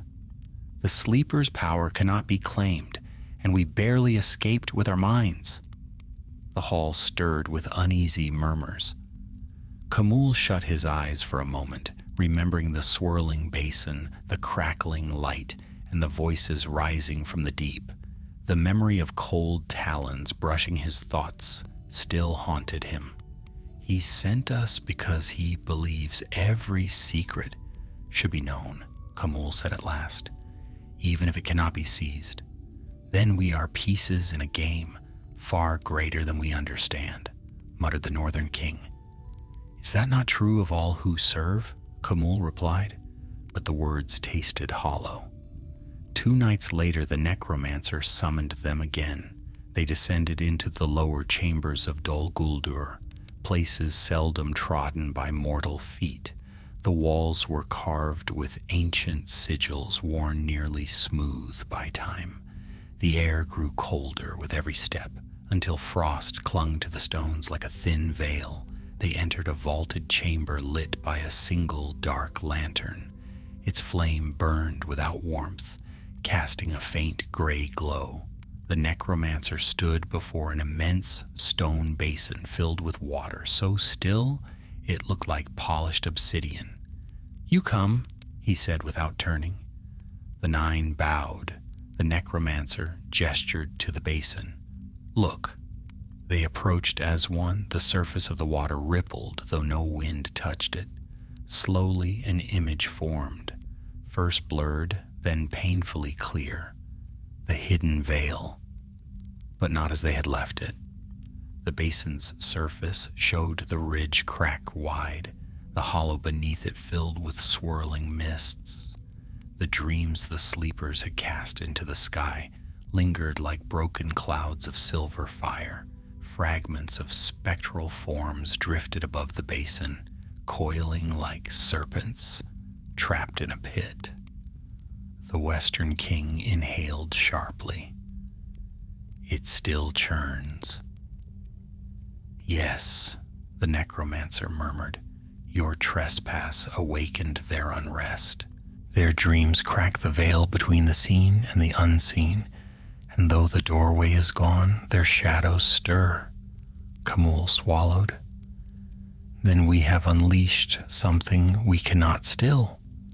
"Perhaps," the necromancer said, "but disturbance is not always a curse. Through turmoil, power finds new paths." He turned toward them. The hood shadowed his face too deeply for mortal sight to pierce, yet a grim intensity radiated from him. "The sleepers were weapons once," he continued, "forged in the wars of the elder days. Their rage remains, even in death. Rage can be shaped, guided." The 9 exchanged looks. "My lord," said one of the southern kings, voice quivering, "that power belongs to the valor. It was bound for a reason." "So was much else," the necromancer replied, "yet men have unbound many things." A cold draft swept through the hall. Kamul steadied himself. "What do you command of us now?" The necromancer raised a hand. The lantern's pale flame grew taller, twisting like a serpent of shadow. "Your journey is not finished. You rode east to witness what sleeps beneath the world. Now you must ride the lands of men and sew the threads of my will." A murmur spread through the kings. "Corruption begins subtly," the necromancer said. "A whisper, a promise, a seed planted in soil warmed by fear. You shall be my unseen emissaries. Through you, kingdoms shall begin to turn." Kamul felt the ring pulse, slow and cold. "What of the shadows that followed us?" he asked. "Will they rise again?" The necromancer turned back to the basin. "In time they will take shape of their own accord. The sleepers have touched you. You cannot escape that, but you can harness it." The Western King glanced at Kamul. "We ride soon, then." "Yes," the necromancer said. "At dawn." He waved a hand. The image in the basin vanished, replaced once more with black water. "Leave me," he said. The 9 withdrew, climbing the long stair back toward the upper halls. Kamul found no rest that night. He stood upon the cold balcony of his chamber, watching the moon rise above the forest. It glowed pale and distant, its light filtered through branches that swayed without wind. A whisper brushed his mind. Not a dream wraith, not the necromancer, the ring. Serve and be more.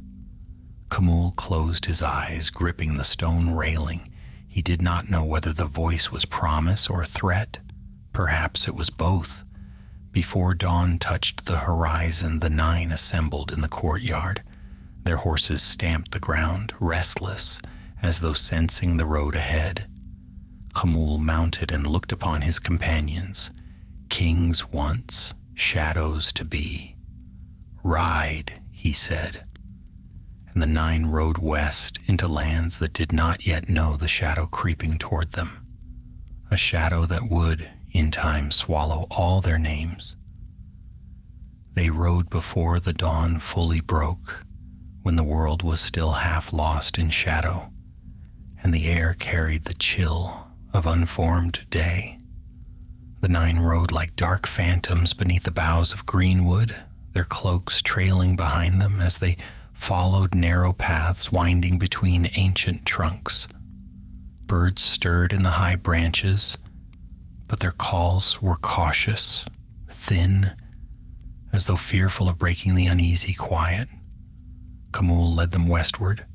His gaze remained fixed ahead, but his thoughts drifted like wandering mist. The necromancer's command echoed through him still. "Sow the threads of my will." The words clung to him like frost. "We strike first in the vales of men," Khamûl murmured under his breath. The Western king, riding near him, nodded faintly. "The kingdoms beyond the forest sleep in comfort, unaware of the shadow that grows. And our presence must remain hidden," Khamûl added. "We are to whisper, not strike, not yet." They continued in silence, passing between trees that rose like pillars in some forgotten temple. Though the forest lay calm, an undercurrent of dread pulsed beneath its quiet veneer. Strange fogs drifted low over the ground, curling around the horses' hooves like pale fingers. On the 3rd day, they reached the forest's western edge. Before them stretched rolling plains bathed in pale sunlight, dotted with small farms and distant villages. Smoke rose gently from hearths. The sight felt foreign after so many days under the shadow of Dol Guldur. One of the southern kings exhaled slowly. "So near to peace, yet we carry darkness in our hands." Khamûl did not respond. His ring pulsed, cold and insistent. They rode toward the nearest village. The village of Bronmar lay nestled beside a small river, surrounded by fields of barley turning gold with the season. Children played in the lanes, chasing a stray dog. Farmers hauled sacks of grain. Women drew water from the well. It was a place of contentment, untroubled by wars or shadows. The 9 entered in a quiet line.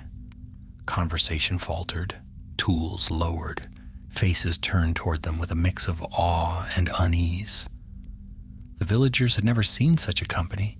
9 cloaked riders bearing the air of kings, yet shadowed by something darker. A gray-bearded elder stepped forward, leaning on his staff.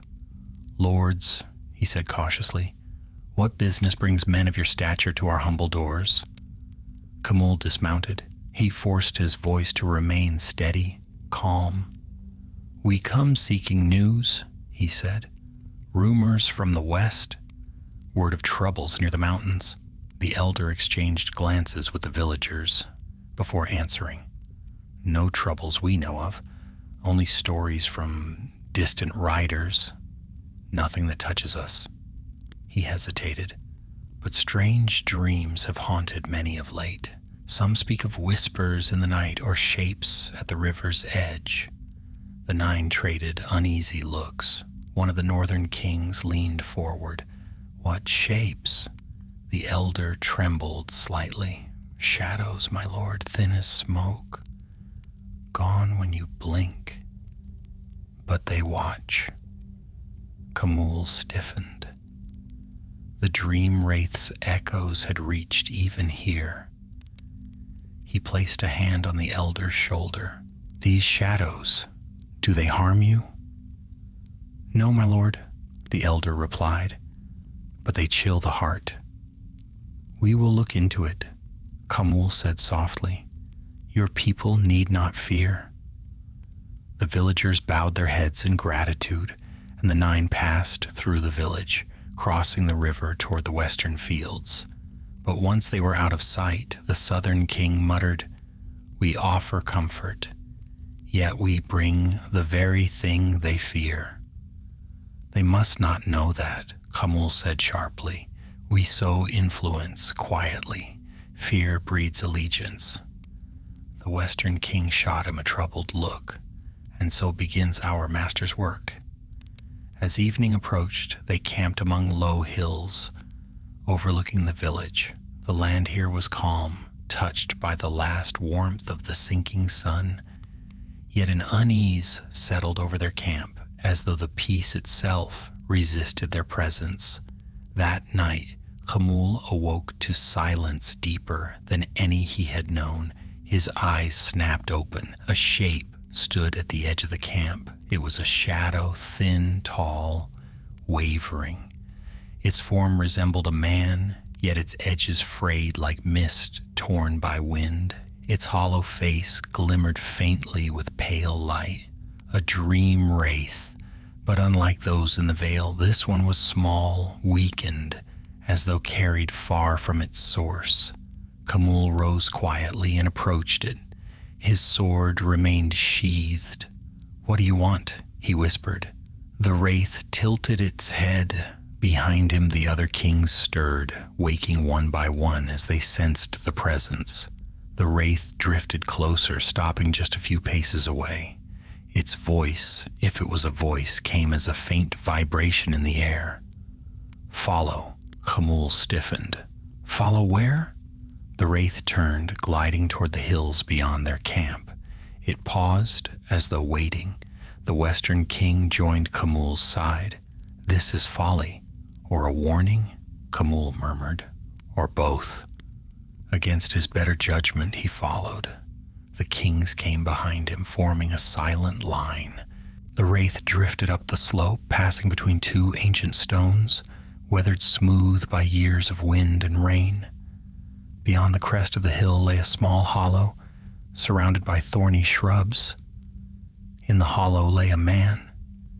He was young, dressed in plain farmer's garb, but his face was twisted in terror. His eyes remained open, wide and glazed. His skin had paled to a ghostly hue, and a sheen of frost clung to his brow. One of the southern kings knelt beside him. "He is dead." The Western king frowned deeply. No wound, no sign of struggle. Khamul stared at the body.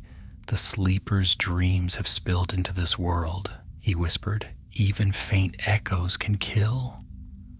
The wraith hovered beside the dead man. Its form thinned, unraveling like smoke in the wind. Within seconds it was gone. The 9 stood in silence. "We must speak with the necromancer," the Western king said at last. "He must know of this." Khamul shook his head. "Not yet." His command was to sow fear, and fear will spread swiftly when the villagers find this. "You would let them suffer?" another king demanded. Khamul's voice hardened. "We follow our master's will." Yet even as he spoke, his ring pulsed coldly, and he felt a tremor deep within him. Unease or guilt, or perhaps the fading remnants of a conscience he once carried.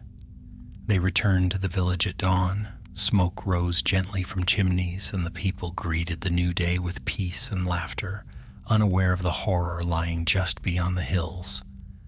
But that peace would shatter before nightfall. A young boy found the man's body while gathering firewood. His scream rang through Bronmar like a struck bell. Villagers rushed to the scene. Panic spread quickly. Mothers clutched their children. Men murmured fearful words. Some claimed dark spirits had come. Others whispered that an ancient curse had settled on their lands. By noon, the village elder sought Khamul. "Lord," he pleaded, "darkness follows you. Before you came, we had only dreams, but now a man lies dead by some fell sorcery." Khamul lowered his gaze. "We will investigate, but you must calm your people." "They will not be calmed," the elder whispered. "Not unless you can lift this shadow." The 9 exchanged glances heavy with knowledge. They had not lifted shadows. They had brought them. The Western King stepped forward. "We will ride on," he said, "but beware the dreams that stalk your land. Lock your doors at night, keep fire burning, shadows fear flame." The villagers clung to his words as if they were a charm against doom. When the 9 mounted their horses and rode out, a dozen fearful eyes watched from behind windows and doorways, and before the sun had set, Camul felt the ring whisper to him again, "Fear spreads. Good." He closed his eyes, letting the whisper sink beneath his thoughts like a stone. The shadow had begun its quiet work. The 9 rode westward in a somber line, leaving behind the village of Bronmar and its newly awakened fears. The road wound between low hills and scattered groves of wind-bent trees. Birds took flight at their passing, and the breeze carried the scent of ripe fields, mixed with the cold trace of autumn's breath. Yet none among the kings took comfort in the peaceful landscape. Their cloaks, dark as storm clouds, trailed behind them as they moved like a gathering shadow over lands not yet touched by the deeper night. The rings pulsed upon their fingers, quiet, insistent, like faint heartbeats that did not belong to them.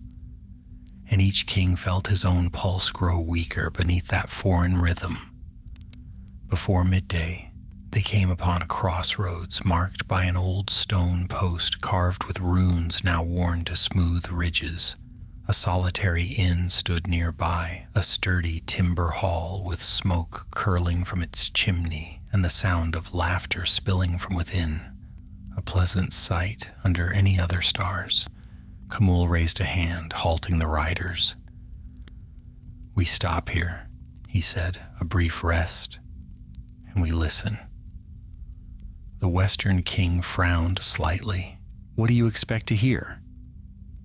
"Fear," Camul replied. "Stories, rumors. The shadow spreads more quickly through words than through blades."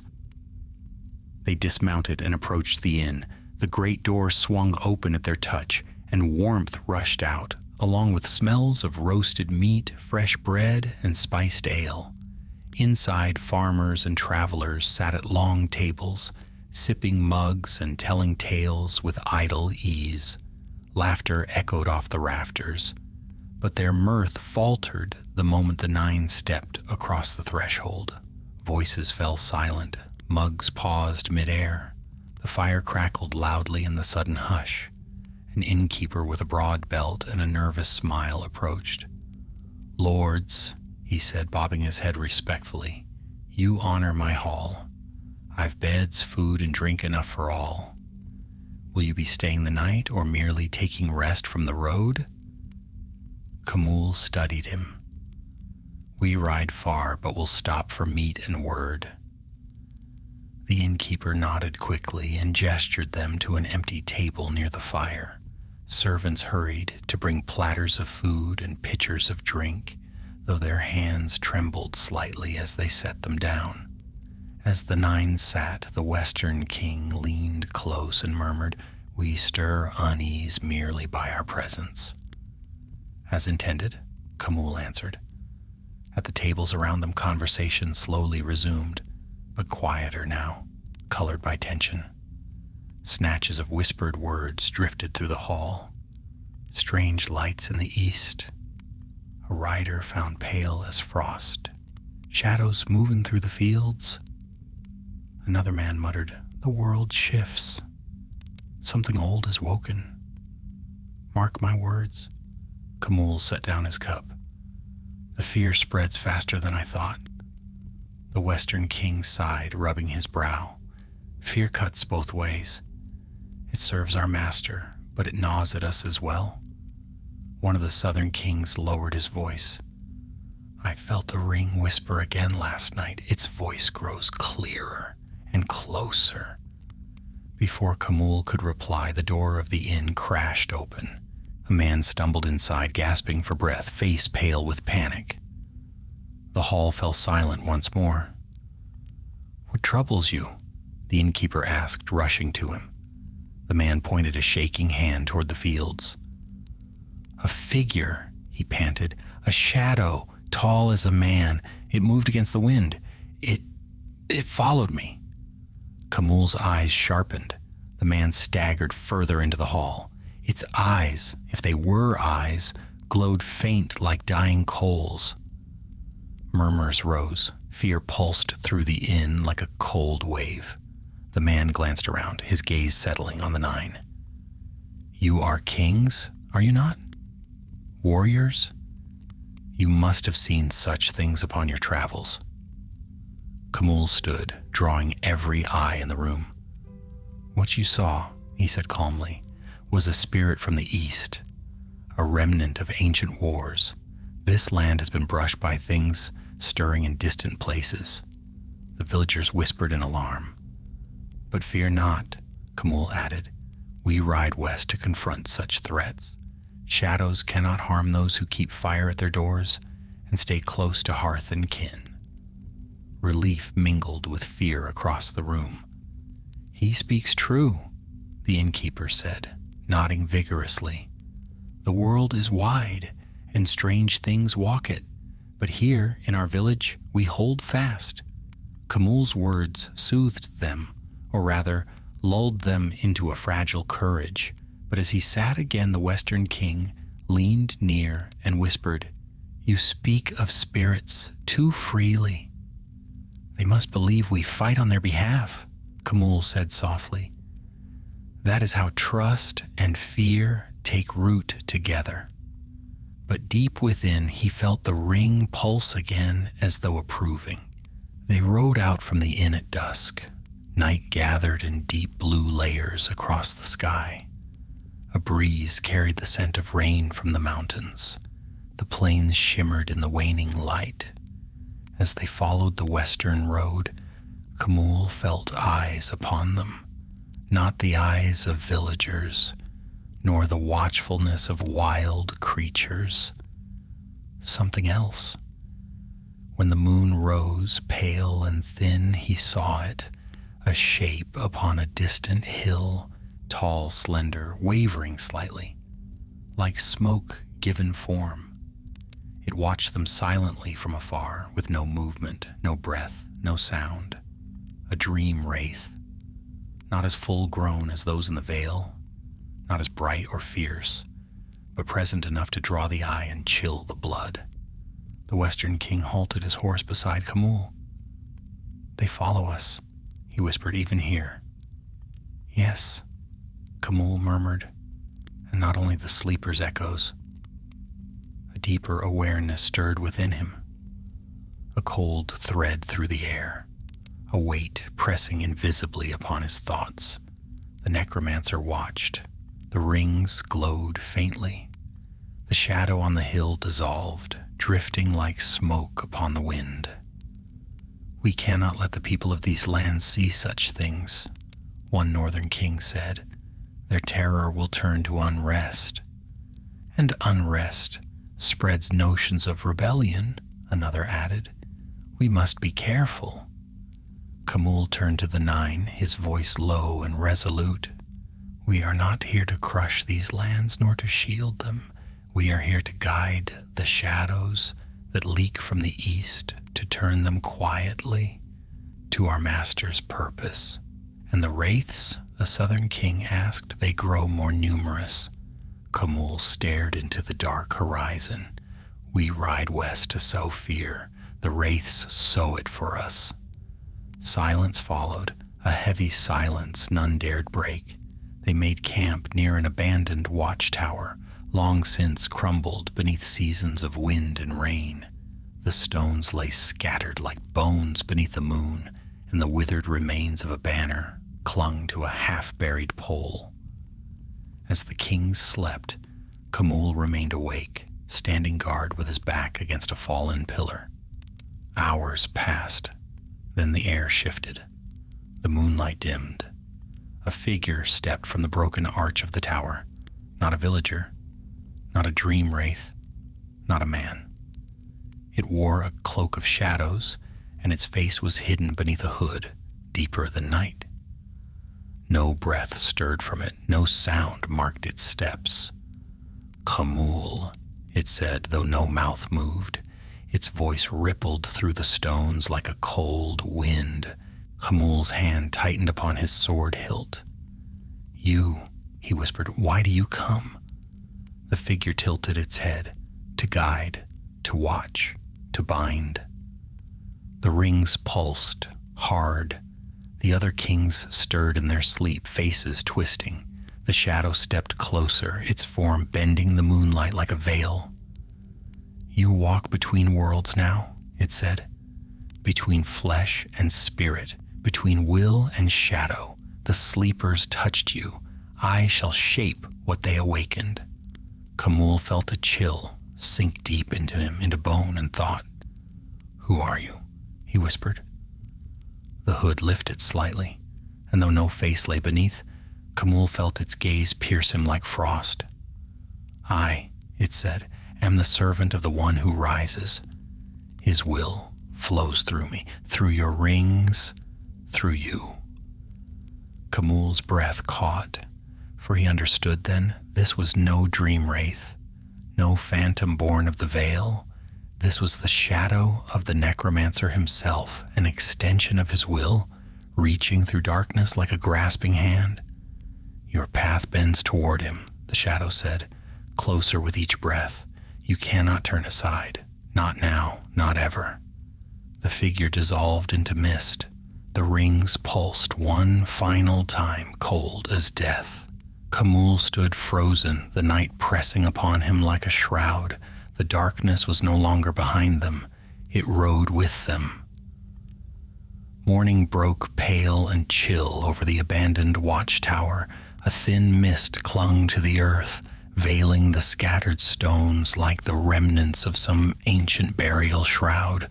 The nine roused themselves slowly, stiff from troubled rest, unaware at first of the presence that had stalked Khamûl through the night. But they felt the change in him. Though he spoke no word of what he had witnessed, something in his bearing had hardened, like iron plunged into a smith's quenching trough. His eyes held a new, sharpened intensity, and the ring upon his hand glimmered faintly, even in the weak dawn light. The Western king approached him as they prepared their mounts. "You did not sleep," he observed quietly. "I had no need," Khamûl replied. That answer unsettled the Western king more than any admission of nightmare could have, but he said nothing further. They mounted and continued westward. The land rolled out before them in gentle green swaths, dotted with orchards and grazing fields. Low stone walls ran across the countryside, marking the boundaries of small farms. A herd of cattle grazed under the watch of a lone shepherd atop a hill. The quiet seemed fragile, too fragile. After a time they came upon a young patrol of horsemen riding the king's road, armored lightly in leather and mail. Their banners bore the sigil of a nearby lordship. The riders halted, alarm flickering across their faces at the sight of the nine. "Hail!" their captain called, though wariness edged his tone. "What business drives so many armored lords upon our roads?" Khamûl nudged his horse forward. "We ride on an errand of counsel and warning. Shadows stir in the east." The captain shifted uneasily. "So the rumors say. Our folk report strange sightings by night. Pale shapes, cold winds from nowhere." One of the southern kings leaned forward in his saddle. "Have any been harmed?" "A shepherd was found the morning past, pale and still, as though the life had been drawn from him." The captain grimaced. "We know no enemy who could do such a thing."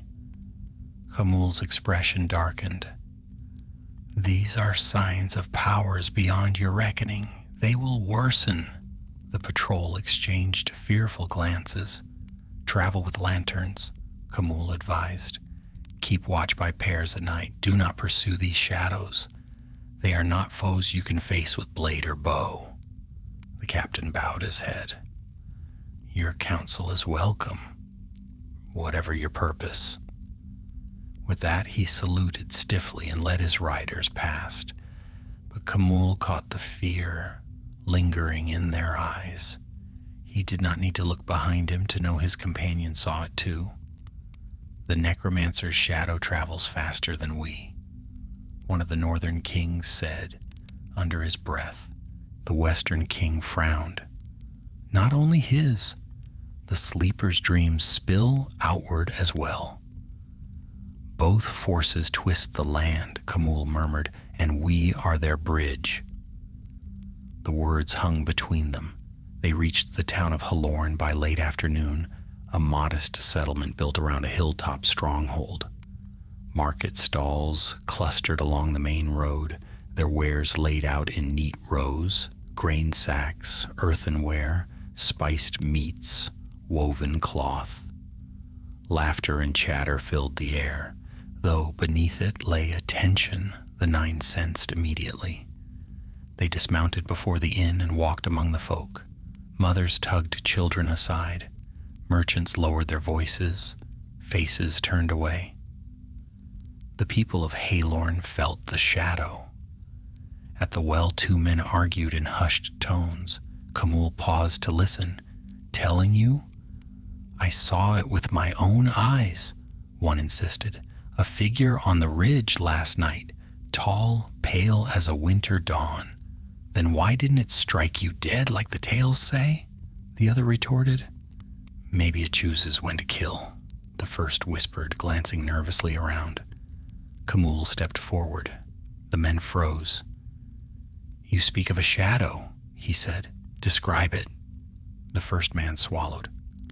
A shape, my lord, thin as a reed. No face that I could see. Just emptiness where the eyes should be. Khamûl exchanged a glance with the Western King, another wraith product of that shattered veil. Do not wander alone at night, Khamûl told the man. Stay close to the hearthlight. The villager bowed deeply. Bless you, Lord. May your blades guard us. We are not your guardians, Khamûl murmured as he walked away. We are heralds. The Western King inclined his head. Heralds of fear? Or heralds of our master? Both, Khamûl said. That night they took separate rooms at the inn. The townsfolk gave them a wide berth, speaking only in whispers when they passed. Even the serving maid who brought their meals moved with trembling haste. Khamûl placed his sword at his bedside and sat upon the wooden stool near the window. The moon was full, bathing the rooftops in a pale glow. He felt something stir before he heard anything. A shiver of cold threaded the air. The flame of the lantern trembled, then stretched, as though pulled by an unseen wind. A whisper brushed his mind. Come. Khamûl rose instantly. He crossed the hall and rapped sharply on the Western King's door. It opened at once. You felt it, the Western King said. Yes, they want us outside. He nodded grimly. Gather the others. Soon the nine assembled in the yard behind the inn. The night lay unnaturally still. No dogs barked, no wind stirred. The world seemed to hold its breath. Then a flicker of pale light appeared atop the far hill. A dream wraith. It hovered like a thin ghost flame drifting slowly down the slope toward them. Behind it more lights shimmered. 3, then 4, then 6. Each moved with eerie calm, like moths drawn by some silent music. The 9 braced. The wraiths stopped at the crest of the hill, forming a ragged row. Their light illuminated faint outlines, elongated limbs, hollow faces, crowns of twisting mist. The Western King whispered, They multiply. No, Khamûl said softly. They gather. The wraiths drifted forward in unison. One broke rank and floated ahead. It raised an arm, long trailing shadow, and pointed toward the 9. Bound, a voice seemed to hiss. though no sound reached to their ears. Another wraith extended its arms, its form expanding like spreading ink. Become. A third glided low along the earth, its mist-like form whispering across the ground, like spilled water. Follow. Khamûl felt the rings burn. On the hill behind the wraiths, a new shape appeared, taller, darker, its form woven from shadow, more solid than mist. Not a dream wraith, not a man. The same presence that had visited him at the tower, the shadow of the necromancer. It stepped forward, the wraiths bowing their heads as it passed. The 9 stood motionless. The figure raised a hand. The wraiths shrank back into the night, their lights fading. Only the shadow remained. Khamûl, it said, though the sound was felt more than heard. Your master calls. Khamûl felt a chill coil through him. We ride tomorrow, the shadow continued. You will return east. The southern king stiffened. But our command has changed, the shadow said sharply. The sleepers stir. Their unrest grows, and your presence in these lands quickens their spillover. Khamûl swallowed. We have seen the fear these shadows sow. It spreads quickly. It spreads too quickly, the shadow hissed. Return to Dol Guldur now. The shadow dissolved like smoke torn by wind. Khamûl stood with the taste of a frost on his tongue. We ride east, he said. And though none dared question it, unease tightened around their hearts. For they did not yet understand why the necromancer recalled them so abruptly. Only that the sleepers had not been silenced, and perhaps something else had awakened. The 9 departed Halorn before dawn, their cloaks billowing like dark wings against the cold morning wind. Not a soul dared step outside to watch them leave. Shutters remained latched and curtains drawn. The entire town seemed to flinch from their passing, as though the earth itself strained to shrink away from the shadow that clung to them. They rode eastward along the King's Road, retracing the path they had come only days before. Yet the land felt different, tainted. The once warm plains lay beneath a pall of gray mist. The birds that had filled the air with constant chatter were eerily silent. Even the wind moved strangely, blowing in short, fitful gusts rather than the gentle sweep of the season. The Western King glanced uneasily at the sky. Have we changed the land merely by riding through it? Khamûl did not answer at once. His gaze rested upon the edge of a distant ridge where a faint shimmer of pale light flickered and was gone. Yes, he said finally, whether by our own shadow or the sleeper's echo, we carry darkness with us. One of the southern kings shuddered. Then we must reach Dol Guldur swiftly. I fear what more could spread if we linger. They pressed on, riding hard. By midday, the sun fought through the clouds in pale, broken shafts, but its warmth no longer touched the 9. Their bodies felt colder than the wind, and their shadows, stretched behind them, seemed unnaturally long. As they neared the river crossing, Khamûl halted suddenly. The riverbank was empty, eerily empty. No shepherds tending flocks, no washerwomen rinsing cloth, no fishermen drawing nets. Only silence. Then he saw them, footprints, dozens, leading from the river's edge into a cluster of trees. Small prints, large prints, bare feet, boots, a hurried exodus. The Western King dismounted, crouching to examine the ground. They fled. Recently? Why? Murmured the Northern King. What frightened them so swiftly? A faint moan answered him, low, almost a sigh, yet it chilled them as surely as a blade pressed to the throat. The kings drew their swords in unison. The moan drifted again, this time closer. It carried the same otherworldly resonance they had heard in the Valley of the Sleepers. A dream wraith. Kamul motioned to the others. Form a circle. They obeyed, horses shifting uneasily beneath them. The reeds at the river's edge rustled, though no wind stirred them. The air thickened. Then a shape rose from the water, tall, gray, wavering like a reflection in a disturbed pool. But this one was changed. No longer merely a hollow echo, it bore a face, blurred, indistinct, but shaped with grim purpose.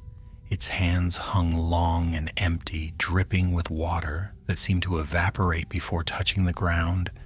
Mist billowed from its form, spreading like breath on winter air. The Southern King whispered, "They grow stronger." "No," Kamul murmured, "they grow hungry." The dream wraith floated toward them, its hollow gaze fixed on the company. The rings on the nine's fingers burned cold. The wraith raised an arm. Myriad whisper voices filled the king's minds, fragments of cries, warnings, memories, visions of the hollow, the ridge splitting open, the basin erupting in light, the sleepers stirring in silent wrath. The Western King winced, gripping his reins. "It speaks of the veil." Kamul forced breath into his lungs. "We do not listen." He clenched his will, summoning every shard of defiance left to him. The dream wraith recoiled, its outline flickering. The other kings followed his lead. One by one they steeled themselves, refusing the wraith's lure. Their collective will pressed outward like a silent wave. The dream wraith faltered. With a tremulous shriek that echoed across the riverbank, it unraveled, dispersing into tendrils of mist that melted into the air. Silence returned. Kamul sheathed his sword with a slow, measured breath. They will not stop, not until the sleepers are calmed or the world is drowned in their unrest. The Western King gathered his reins. We must warn the necromancer. Whatever power he hoped to claim from that place, it now spills freely. They remounted and pressed on. By late afternoon, they reached the outskirts of a small village named Fahrenholt.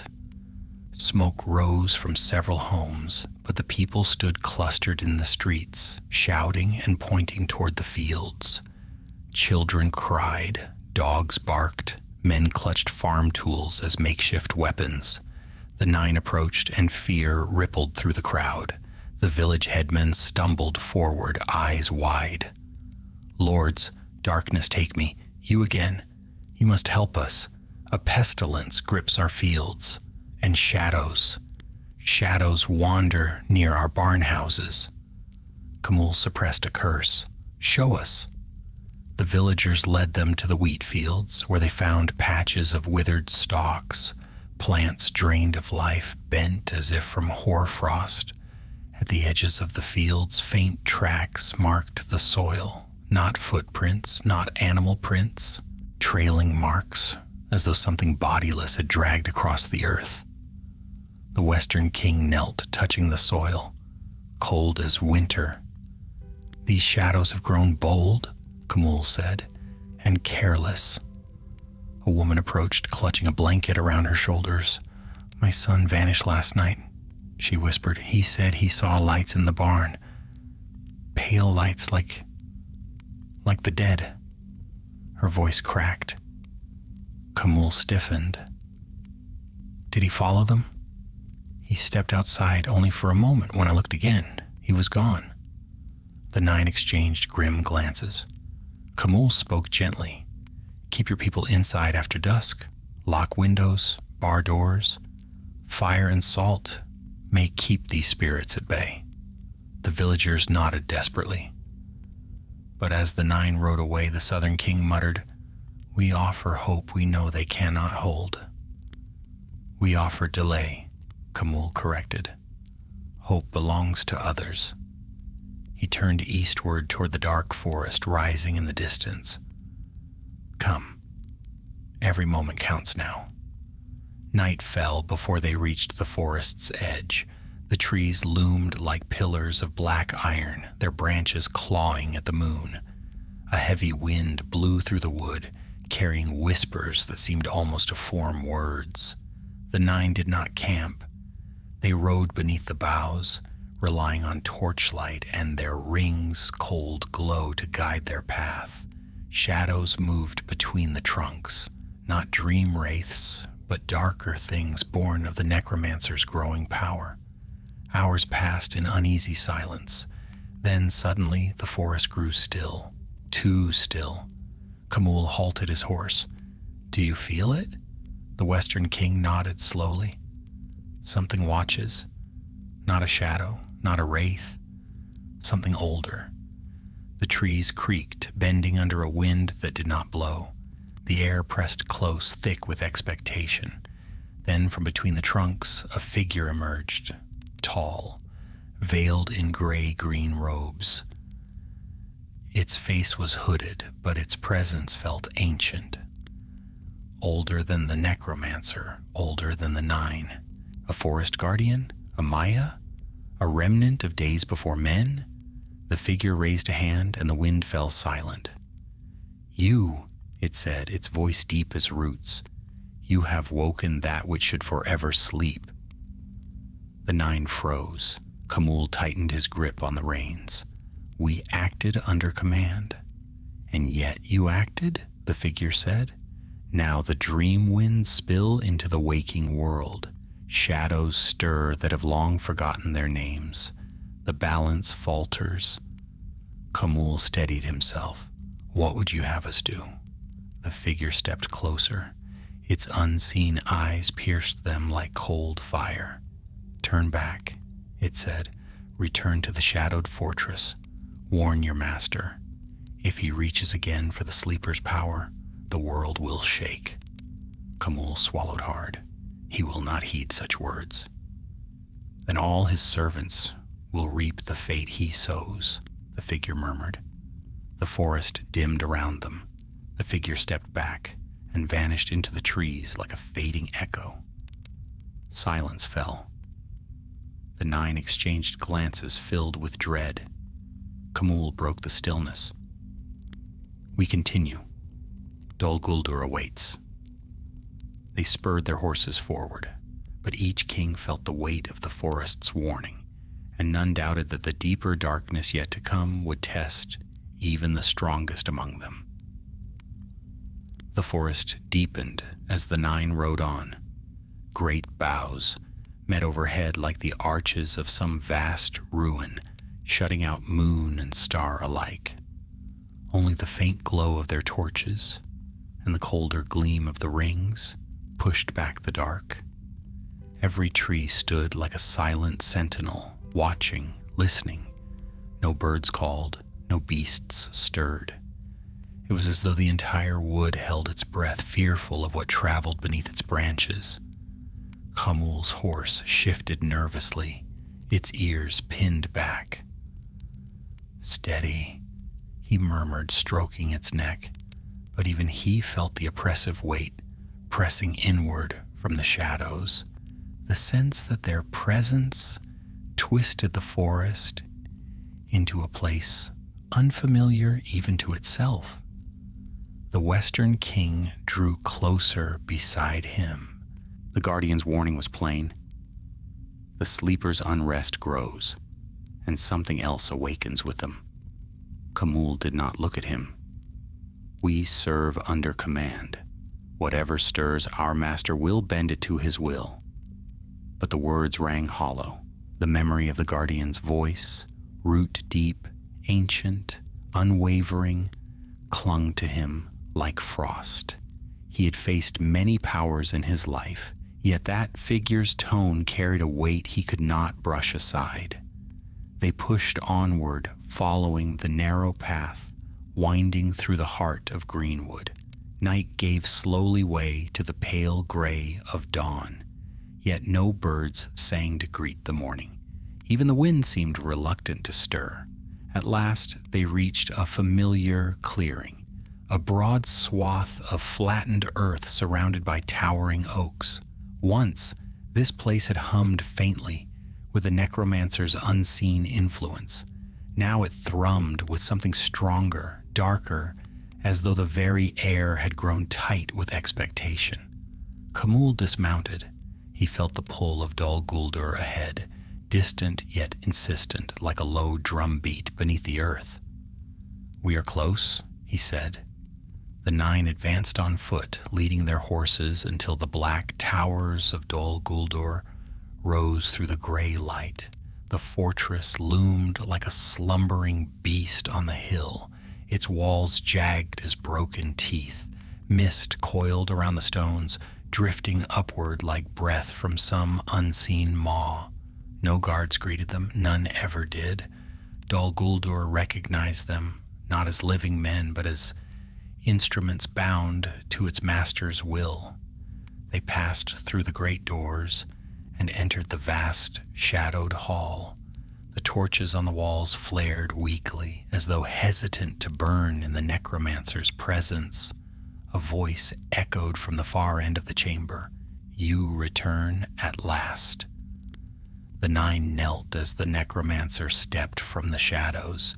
He moved like a ripple of nightfall, his robes stirring though the air lay still.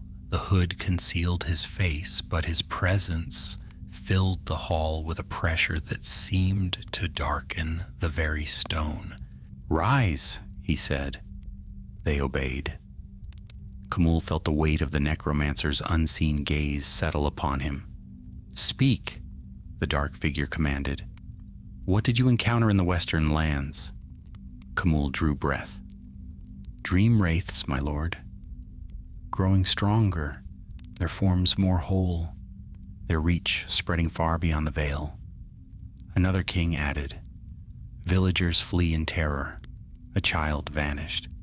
Even the fields wither under their passing." "And the forest guardian confronted us," the western king said. "It warned that the balance is threatened, that the sleeper's unrest has bled into the waking world." A long silence followed. The necromancer's hood tilted slightly, unreadable. "And what of your own fear?" he asked softly. "Does it grow as theirs does?" The question struck like a cold wind. Khamûl steadied himself. "We fear nothing, master." A whisper of amusement, dark, faint, cruel, echoed in the shadows around them. "Fear is a chain," the necromancer said, "but chains may be forged into strength." He stepped closer, and the shadows on the walls writhed at his passing. "What you saw in the west was not the sleeper's full power," he said, "only the faintest thread of their dreaming, and even that brought villages to their knees." His voice lowered to a murmur that seemed to seep into the stone. "Imagine what they could yield if fully awakened." The 9 stiffened. One king dared speak. "My lord," the guardian said. "The guardian clings to the old world," the necromancer interrupted sharply. "A world that weakens with each passing age. Its warnings are the last breaths of a dying order." His words echoed, gathering, twisting, darkening, until the hall seemed to pulse with them. Khamûl swallowed. "Then why summon us back, master? If the sleeper's power grows, should we not continue to shape the unrest among men?" The necromancer's hood turned toward him. "You misunderstand." A cold pressure settled on Khamûl's chest. "I summoned you," the necromancer said slowly, "because I sensed another presence moving beyond the veil, something that should not be roused." The hall dimmed further. Even the faint torchlight seemed afraid. "The sleepers are not alone in the deep," he continued. "Their unrest has stirred remnants more ancient than they, remnants touched by the first darkness." A murmur rippled through the 9. Khamûl felt a chill coil around his heart. What does this mean for us? It means, the necromancer said, voice like distant thunder, that the world wakes to a tide it cannot hope to understand. And you, my chosen 9, you shall walk before it. When others flee from shadow, you shall wield it. The rings flared. Cold fire shot through the king's limbs, flooding their veins with icy clarity. Their breath caught, their vision wavered. For a moment the world blurred, and they saw themselves as veiled shapes, tall and hollow, crowned in shadow. Only for a heartbeat, then the vision snapped, leaving them breathless. "You feel it," the necromancer murmured. "The path before you is no longer a path of men." The king nearest him trembled. "What? What must we do?" "You will return east," the necromancer said, "but not to sow fear. Not now." He raised his hand. The shadows around him wriggled like serpents, gathering, twisting upward. "You will hunt." A cold hush fell.